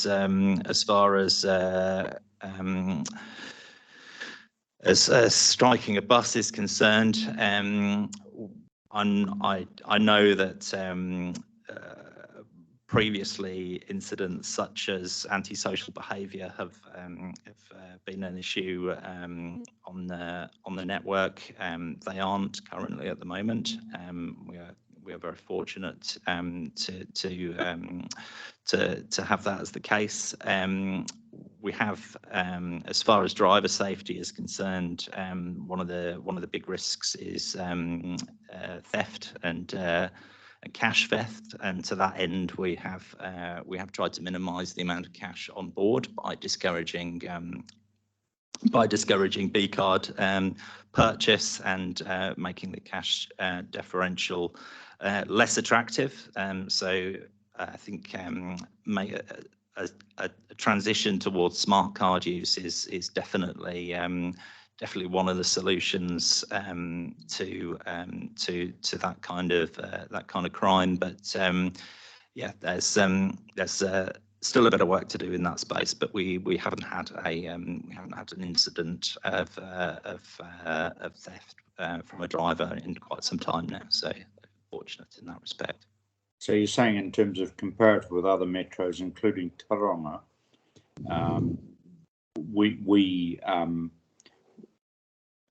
there's no sort of trend lines that would give you undue concern. That is correct, and certainly some of the reports that I've heard coming out of Tauranga are really quite concerning as far as some of the antisocial behaviour that's going on over there at the moment. Thank you. Thank you, Councillor. Yeah, I followed with interest what's happening over in Tauranga. I feel like it reflected what happened to us when we were offering a similar free travel for younger people on weekends. So yeah, it's always interesting that the call for free public transport as opposed to making it affordable so people are able to access it, but not having those small minority of people take advantage and ruin it for other people, for the majority. Yeah, so that's really exciting that we're not, that kind of behaviour over here is decreasing. I just wanted to get Mark to touch on the Te Huia patronage over May, because officially those numbers are in. So yeah. Yeah, thank you, Chair. Yes, the numbers are in. I think the report has an estimated average weekday patronage for March at 180. The actual performance over March was an average weekday loading of 200. That's exciting for a couple of reasons. One is because it shows that the short bump that we had over April, which was coincidental to the school holidays and introduction of 50% fares, is likely to be sustained going forward. I think the team of the view that the number of people that are having really positive first journey experiences as well means that notwithstanding the discontinuation of 50% fares in August, we're likely to continue to see some sustained patronage growth. We certainly hope that'll be the case. It's also exciting because 200 gives us an average loading per trip of 50 passengers. Our break even per trip for carbon emissions against private motor vehicles is about that. I think it's around 56, which is a pretty conservative estimate. So we're pretty confident that we're now operating every additional passenger over that 200 is contributing to net emission reductions from journeys north and south from Auckland, which is an exciting point for the service to be at. Thank you, Madam Chair. Thank you, Mark. I just had a couple of quick questions. Just on the half price fares funded by central government, I note that Community Services Card will have a permanent half price fare continuing once for everyone that finishes. I just had a sort of an operational question, if I may. Just in loading up the Community Services Card concession, just thinking about children of those people who hold one. So is that in hand for those children to get the benefits? Like, is it all encompassing? Yeah, look, thank you, Madam Chair. I checked in this morning on that particular aspect, and actually it is not clear at the moment. So we're just finding or seeking clarification around that child component, because the directive that's been given thus far is that it's a 50% discount on an adult fare. So yeah, we are going back and seeking clarity. But that said, obviously acknowledge that with community services cardholders, there's absolutely those individuals that fall into that child category. Yeah. Yeah. So I'll advise you once I've heard back on that particular aspect. Yeah, thank you. Because I think looking at transport as a whole, I mean, it's a huge expense for families. So the adult in the family will hold the card, but often their children will be the ones using PT. So it would be good if that benefit could flow on and affect the whole family's budget. Yeah, so thank you for following up on that. Appreciate that. And I just had a general question in relation to the trend of post-COVID, noting our numbers are down around the region. Is that what other regions comparably are seeing? Is there any trends that we're seeing for recovery? Yeah, so I'll just refer you to the figure on page 106, which is a graph that's actually been produced by Wakikatahi on the councils that have the RITS init ticketing system available. So number of comparable areas, including Bay of Plenty on that graph. So you'll see that there has been a general trend upwards, and compared to other regions, this looks fairly favourable. What I would say was that we were starting from a fairly low base in terms of the travel restrictions that were in place at that time compared to other councils. So this graph doesn't go back as far as I would like, but I think it does show that compared to other councils, we have been comparable, if not slightly more resilient than other councils. Yeah. Thank you. And just on that note, if people are working from home, I know we put a lot of resource into the on-peak services, which suits schools, but if people are choosing to work from home and maybe their travel patterns are changing to more off-peak or that sort of thing, just wondering how we might look at that moving forward. Yeah, I know that the on-demand would probably meet some of those needs off-peak. Yeah, so I think we will need to, and we will definitely need to review our peak service provision. Some of the services that we were operating in the peak previously definitely are not as heavily loaded as they were before.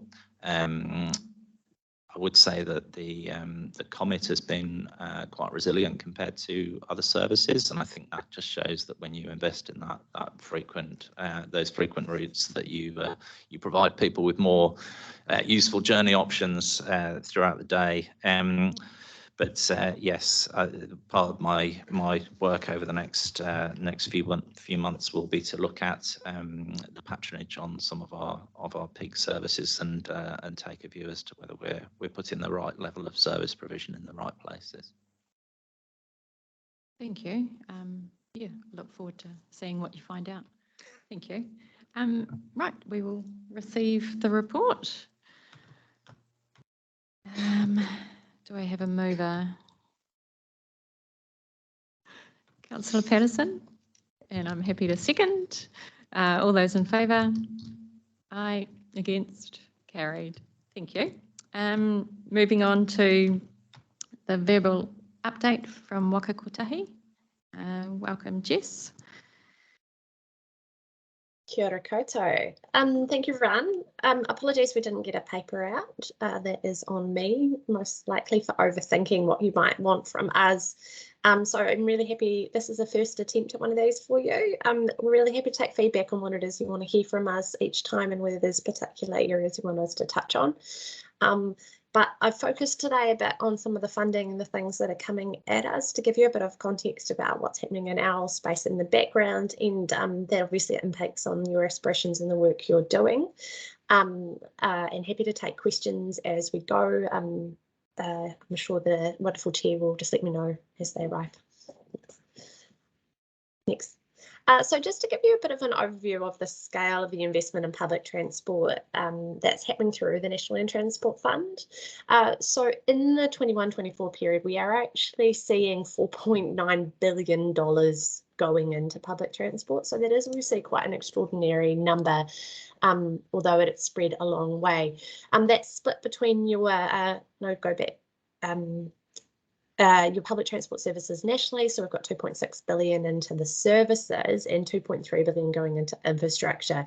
So we're seeing a relatively even split along that. In the services space, the focus is very much on maintaining the existing public transport services where we can and that we've got. And obviously, as we've just been talking about, COVID has made that more challenging than it was. And then we're looking where revenue kind of allows us to invest through this NLTV into improving the frequency and reliability in some of those key services.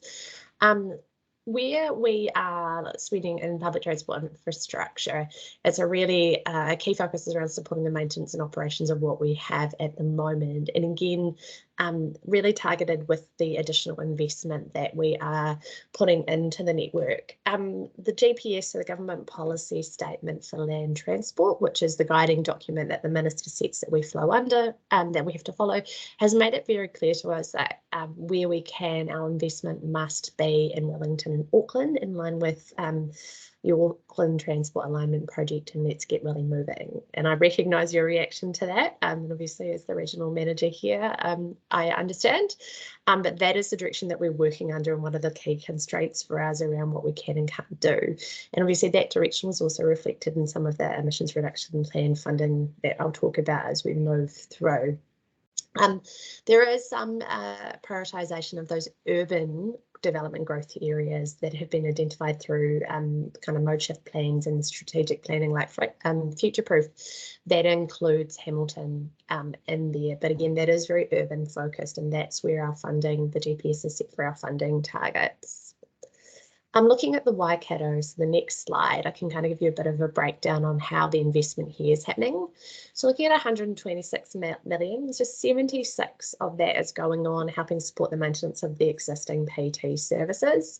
So that is trying to maintain our existing public transport level of service. And Mark has already talked us through some of the challenges around that. There's 20 million going into Te Huia, and then 13 million going on to some of the improvements that are happening in around the Waikato. And so that's some minor service improvements and some of your infrastructure improvements. I'm just looking at that PT services to give you a sense of the scale and the response to the need. The 76 million is a $59 million increase from the last NLTP period. So those are 3-year periods. So looking at what I think it was Andrew put up earlier around the scale of increased investment over time, just reflecting you guys have seen a huge shift over this period. And then obviously, you know, it's fair to say that that's only going to keep increasing. You know, the need in this area is, you know, I'm hearing you're going to keep increasing. If I turn again, feel free to kind of ask questions, but looking at that broader context of where we're going, just to give you a sense of what else is happening. So the Ministry of Transport, so the policy arm of the transport world under the Minister, is working on an update to what's called the Public Transport Operating Model, or PTOM, and I know that you've had some updates on that through regional council officers, but that's going really well. There's a cross-agency, you know, operational working group that's working on this, or we're feeding into that. So we're kind of one of the people who feed into that.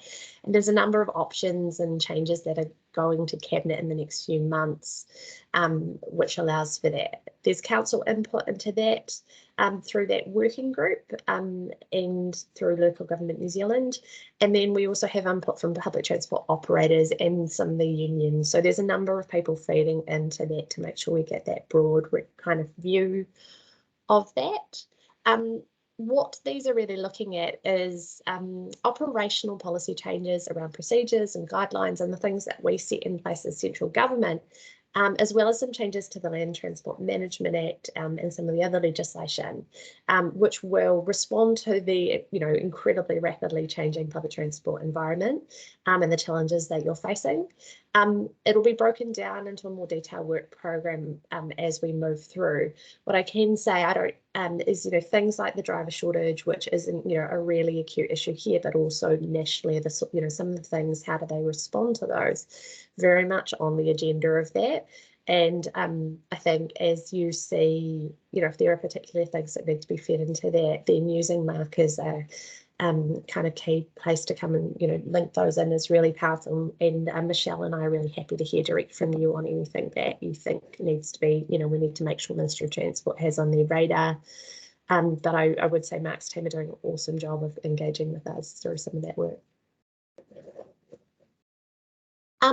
The next slide is obviously one of our kind of big topics at the moment, which is the emissions reduction plan and the budget that was announced in May that supports that. So what you saw from the emissions reduction plan is 2.9 billion allocated over the next 4 years. And within that, 1.2 billion in transport sector emission reduction initiatives. And there's obviously been quite a lot of attention around this and what's in and what's out. But the key part for us is the SURF fund, as it's known, so the Climate Emergency Response Fund, which is the central government funding that they put into support the emissions reduction plan. Before I go into the details, I just want to make it really clear this was the first one, and there will be one every year of these funding rounds, which will be looking to add in additional funding. So what we see this time is only the first cut, and I know the aspiration of ministers is to keep this growing. And this is just our first one. To give you a bit of visibility of what's in that $1.2 billion, we've got kind of 375 million to deliver on mode shift and reduce emissions, and that's going to look at a number of kind of rapid rollout things that can be done, particularly in the cycling and walking space, to give kind of really quick interventions to make better cycling and walking. And I know Waikato and Hamilton have put forward some initiatives that they see that will be in that. And there'll be more detail coming in the next month or so around how those opportunities can be accessed and what sort of things are being looked for. And I think thinking about that early in things like the biking and micro-mobility business case are great opportunities for that. There's 105 million, and this is what was just talked about before, on the community services cardholders initiative. And no, I'm sorry, I don't have the answer either on the question that you were just talking about around whānau access to that, but make sure we get that for you. And there is 61 million going into retaining and recruiting bus drivers. We know that's not going to solve the problem in and of itself, but there is, certainly Wapakutahi and the Ministry of Transport are incredibly aware of the crisis point that that's at and how challenging that is and how important that is to everything else we want to achieve and the ambitions in this space. There's 47 million, which helps with some of the revenue shortfalls that have been felt in public transport from COVID. There's 41 million around decarbonisation of the public transport fleet. So that's around your zero and low emission buses. That buys around 40 buses and, they will be hotly contested for in the size of our fleet. That's not, that is only a small bit, but it is the signal of the investment that's coming, and I think is a really positive sign that that's coming. And then there was also a bid to keep the half price fares going until the end of August 22, when they will end. So you can see it's made up of a few bits, and it also gives a signal to where future funding is going to be focused. That is just to help as well supplement where we know that the NRTF is quite constrained and is struggling. The NRTF, just like your revenue, has suffered from the lack of revenue that's come in through reduced movement. So the NRTF is funded through road user charges and through fuel excise tax, and as people move less, that revenue reduces as well as through a small portion of bus revenue. So we're working with our board around how we can maintain funding to support you and make sure that we're continuing to do that. But I guess the big signal is that we are in a really funding constrained environment. Things like this are the steps to kind of help do that, but there's a lot of pressure on PT funding nationally and direction around where that should be spent. Happy to take any questions in respect of that presentation or anything else that's happening in this space. Thank you, Jess, for your presentation. Yeah, it's good to have this item on our agenda, so yeah, thank you for that. Much appreciated. Hey, yeah, good to see that there is relief or some initiative to get more bus drivers in as well. Yeah, something that we often talk about is, the move to perhaps a different type of vehicles to include the smaller buses might attract a different type of driver as well. So yeah, looking forward to seeing where that is going. You talked quite generally about the spread of funding over New Zealand. Just how can we get more PT investment in the Waikato? I know that you mentioned Auckland and Waikato, and often Christchurch is even before us. But yeah, just keen to know how we might get some money. Yeah. Look, I think it's a many-faceted question, but I actually think one of the greatest tools, and we've seen real success in this over in the Bay, is your Metro Spatial Plan work and the work sitting in behind that. What we've seen being really powerful in other cities is having that collective plan that sets out those, the overall transport strategy for the region and the urban centres. Now, I realise that's only covering Hamilton, so with the rural elements, we need to bring in that strategy of their contribution as well.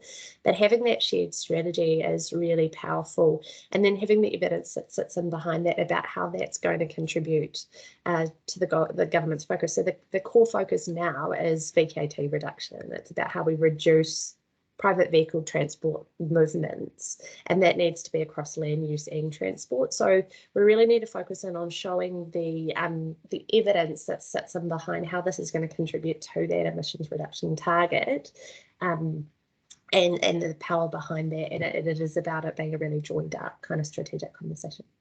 I think the work that's happening through Future Proof, and we've seen in Future Proof, Amatavata Piaka has recently joined, making sure Future Proof has that full picture of the overall region is really powerful. Cool, thank you, Jess. Much appreciated. Councillor Gallagher.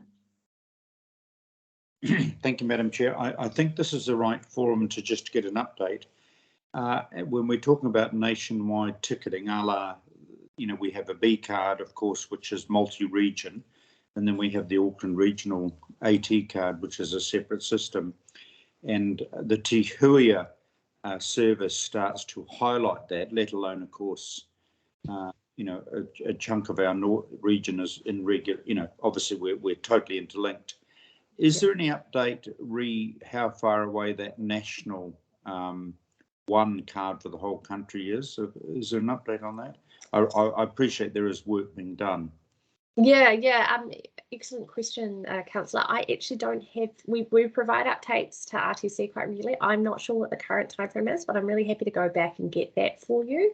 And just make sure I've got the correct dates. My understanding is it's going really well and it is progressing, but obviously it's quite the behemoth. So if you're right, I'll undertake to get the answer to that for you.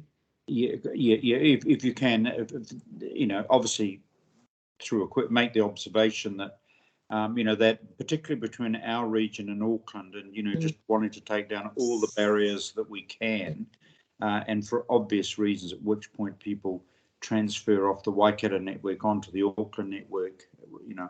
But no, if we can get it through the chair, I think that would be really good to have an update as to that technology. Absolutely agree. Will do. Thank you. Thank you, Councillor Gallagher. Yeah, my understanding of that, if I may, is that Christchurch is transitioning first and probably Auckland will go last and we'll follow Auckland. I think their current contract expires somewhere around 2026. Yeah, so that's my understanding, but welcome to be corrected or added to. Yes, through you, Chair, that's correct. Auckland's contract expires in 2026 with HOP, and the RITS consortium that we are part of under the B card, and depending on how the likely initial implementation in Christchurch goes, may have some options about whether we go ahead or go after Auckland, but some of that will depend on the success of, I guess, the first implementations that happen there. One of the other things I'll just alert the committee to at this stage is that as part of implementation of a national system, you can imagine that when we define things like what a child is, it would make imminent sense for the definition of a child to be the same in Auckland as it is in Wellington and Christchurch and Northland and wherever, and at the moment it's not.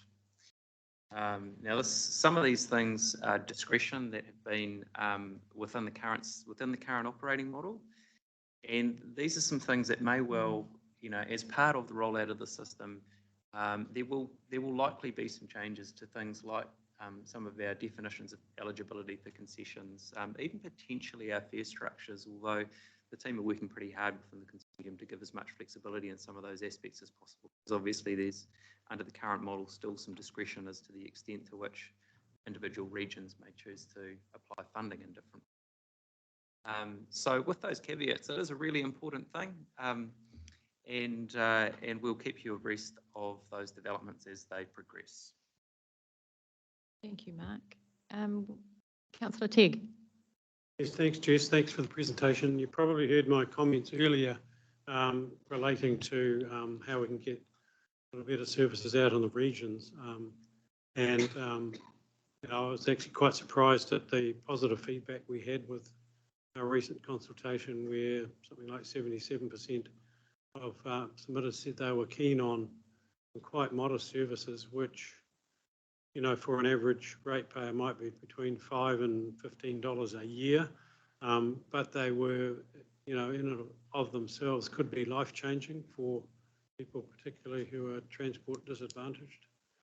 So, you know, we've got some indication of public support. I suppose my question is, what more would we need to do to build a business case to convince Waka Kotahi that it should extend these services out into those regions, which are urban? I mean, there's, you know, the small towns have 10 or, you know, 7 or 10,000 people in a lot of them. So, yeah, how do we move this forward? Yeah, thank you through the chair. Yes, look, this is a really important area because of the huge accessibility issues. One of the things we are waiting on is some of the central government advice around the emissions reduction plan to understand how we're going to balance that equity access issue in rural areas with obviously the importance of VKT reduction as well. So it's one of the things we're working through with your team is how do we make sure that we don't lose sight of that rural access issue, particularly when we have that overwhelming public support.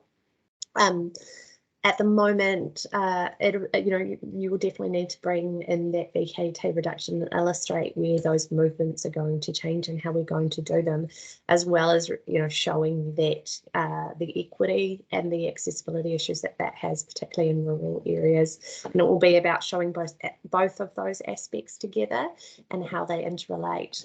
Obviously, the challenge we're always having with rural areas is the balance of a really constrained funding environment, but it's a conversation we want to keep having, and are certainly having at our end in central government. Thank you, Jess. Just one further question, if I may. Yeah, about the NLTF. I understand the current one had a few overhangs of quite large projects from last GPS and last NLTF. Do we have any indication that the next NLTF fund will be as constrained from overhangs? Look, we're expecting it will be, yeah. We think that those constraints are going to continue. I know, I feel the same. That is a big part of why, as part of the terms and conditions, that we asked for with the $2 billion loan that came in on this NLTF, we asked for a review of the revenue system, because that is an ongoing problem, and that review is kind of working its way through quite well through the system. With further kind of the idea is it'll be largely complete by the end of the year, which will look at the fact that the current funding in the NLTF isn't sufficient to meet the aspirations of the emissions reduction plan and the needs of the infrastructure to support growth that we're seeing. Thank you. And just finally, our PT business improvement review, which we're looking at changing how we fund within the Waikato. Yeah. We'll sort of give a bit more of that joint up approach from the Waikato as a whole. Yeah. So would you see that as being quite pleasing from a Waka Kotahi funding point of view? Yeah, look, we do. Yeah, we think that's a really great outcome, having that joined up approach and the way that you're approaching bringing the pieces together. Cool. Thank you very much. All right, if there's nothing further online or in the room, we'll look to move the report to be received. Councillor Tegg, you happy to move that one? Thank you. And Councillor Patterson, you happy to second? Thank you. All those in favour, please say aye. Against? Carried. Thank you. All right, we're nearing the end. Next up, we have marketing initiatives with Susie. Thank you, Susie.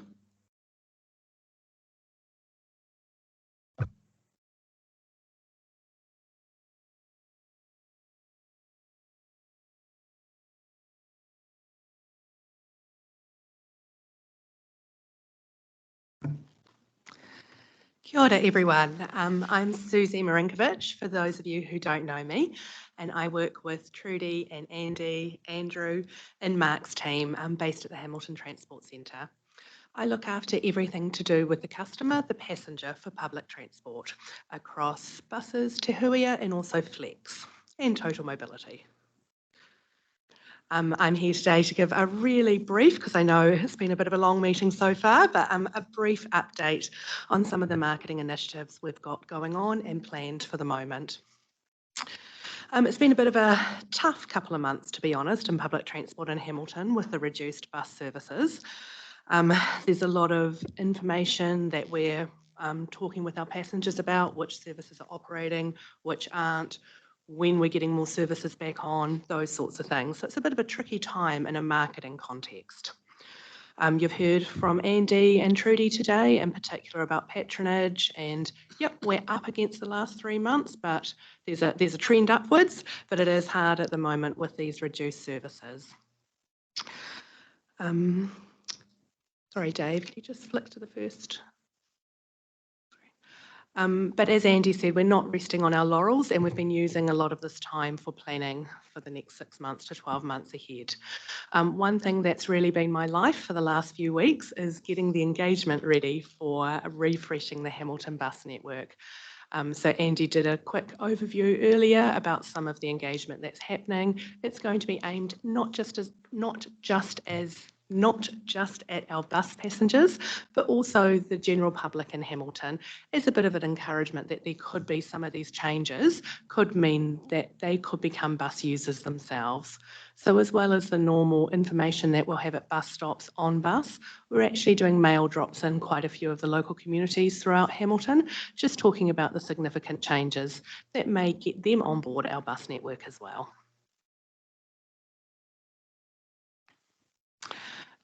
As well as some of the more passenger-focused initiatives we've got going on at the moment. This is a really good example of things that we're looking to improve.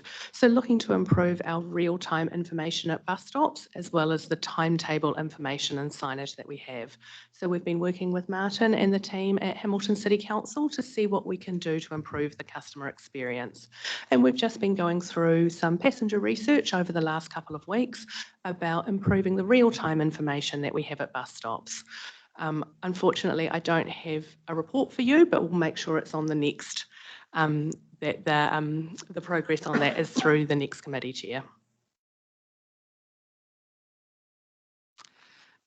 We've also, over the last few months, been able to launch our new and really innovative flex service.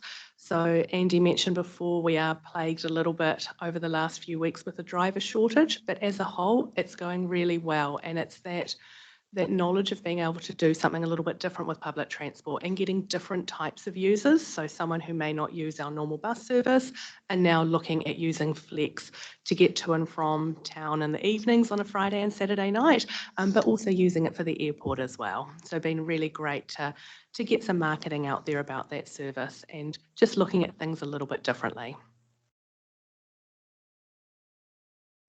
Obviously, we've had the great news that we've had 50% off public transport for the last 3 months, and that's just been extended now through to August. So a really great opportunity there, particularly with the petrol prices, the way they are at the moment, to look at almost rewarding our existing passengers, but getting those new passengers on board. We can see that with Te Huia, and there's also some definite gains in our regional patronage. So you can see those petrol prices are really impacting on people who may work in Hamilton or come to school in Hamilton, come to tertiary education in Hamilton, but are using those buses, particularly from the Waipa area.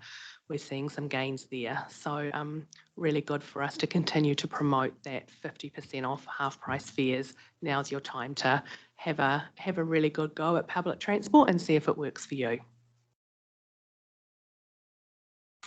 I just thought I'd put this one on the end here just to give us a bit of a smile as we go towards the conclusion of the meeting. We're rolling out some bus backs to get that visibility out there, that when we do have that traffic congestion, particularly in the mornings and at that 3:30 time around schools, that unfortunately the way that the roading network is at the moment, the buses are using the same bus lanes and the same lanes as our normal traffic, and just really getting that message out there when a bus is trying to pull out into traffic, that it would be great to let them in, but actually make people smile and make them feel good about letting that bus in, and showing how important that bus is at carrying a number of people rather than just the 1 or 2 that you have in your car. So you'll start to see these around Hamilton, just looking at some messaging, you know, cheers, thanks for letting the bus go first. Sweet, thanks for letting the bus go first. Nice, thanks for letting the bus go first. And the bus drivers really, really appreciate that. And they often, you'll see it yourself in traffic, they often flick their hazard lights to say thank you. So it's a really cool thing to see around the city, but a great morale booster for the drivers as well. People start waving at them and, you know, thanks, and passengers on board get a bit of a smile as well. Cool. Okay. Thank you, that's a Susie. very whistle-stop summary of what myself and my team have been working on for the last couple of months, but happy to take questions. Yeah, thank you for that report.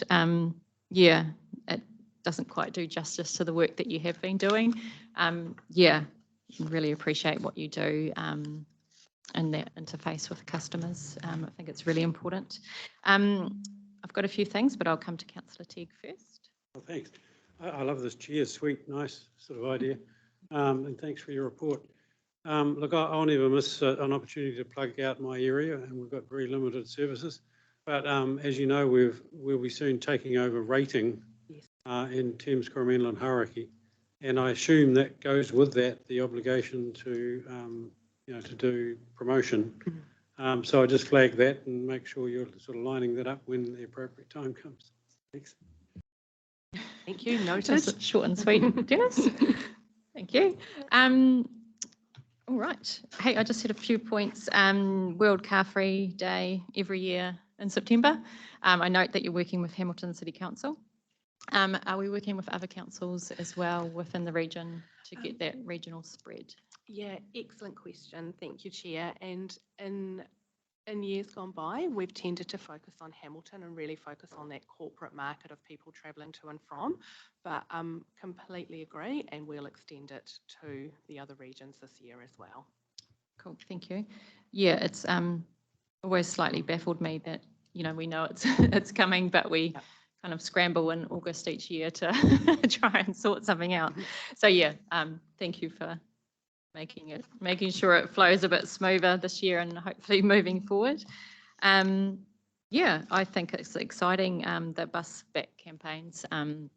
Often when I'm driving around, I always try and time it so the bus can get out first as well. I'm sure if people get stuck behind me in traffic, they hate me, but that's all right. Yeah, I think also with the recent media attention around in-lane bus stops as well, and this sort of thing just helps to keep that conversation going. And yeah, just make people aware that, buses do carry a lot more people than often just the one person in the private car. So yeah, we should be giving them a bit of priority. And this is a nice, fairly cheap way to do it. So yeah, thank you for your work on that. Yeah, and if there's nothing further, Susie, thank you for all of your work that you have done over the years with us here at WRC. Just acknowledging that you are sadly moving on, but we wish you all the best, yeah, in your new role. Thank you, Councillor Strange. Really appreciate it. It's been most of you I've seen most of you around the table for a long time, on and off 17 years here at Council, so almost all of them in public transport. So yeah, it's going to be a big change for me, but yeah, it's been amazing seeing the network grow and the different types of passengers and customers throughout the year. So thanks very much. Oh, thank you, Susie.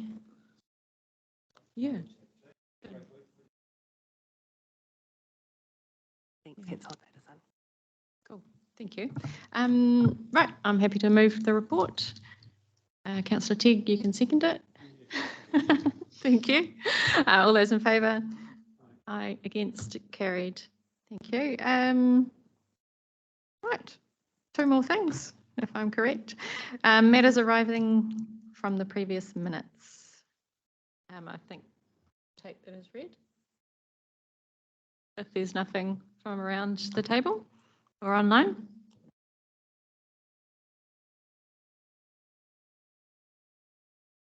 Are we all good? Yep. Okay. Anyone online would like to move this report? Councillor Phillip, would you like to move this report? Yep. Thank you. Who else have we still got online? Oh, who was that? Phil, thank you. Or was it Hugh? Oh, thank you. Yep. All those in favour, please say aye. Aye. Against? Carried. Right, I believe that we need to move into public excluded to receive some minutes. Is that? Just to confirm that you're correct. Fantastic. I'm happy to move that we move into public excluded. Councillor Tegg is happy to second. And we just need to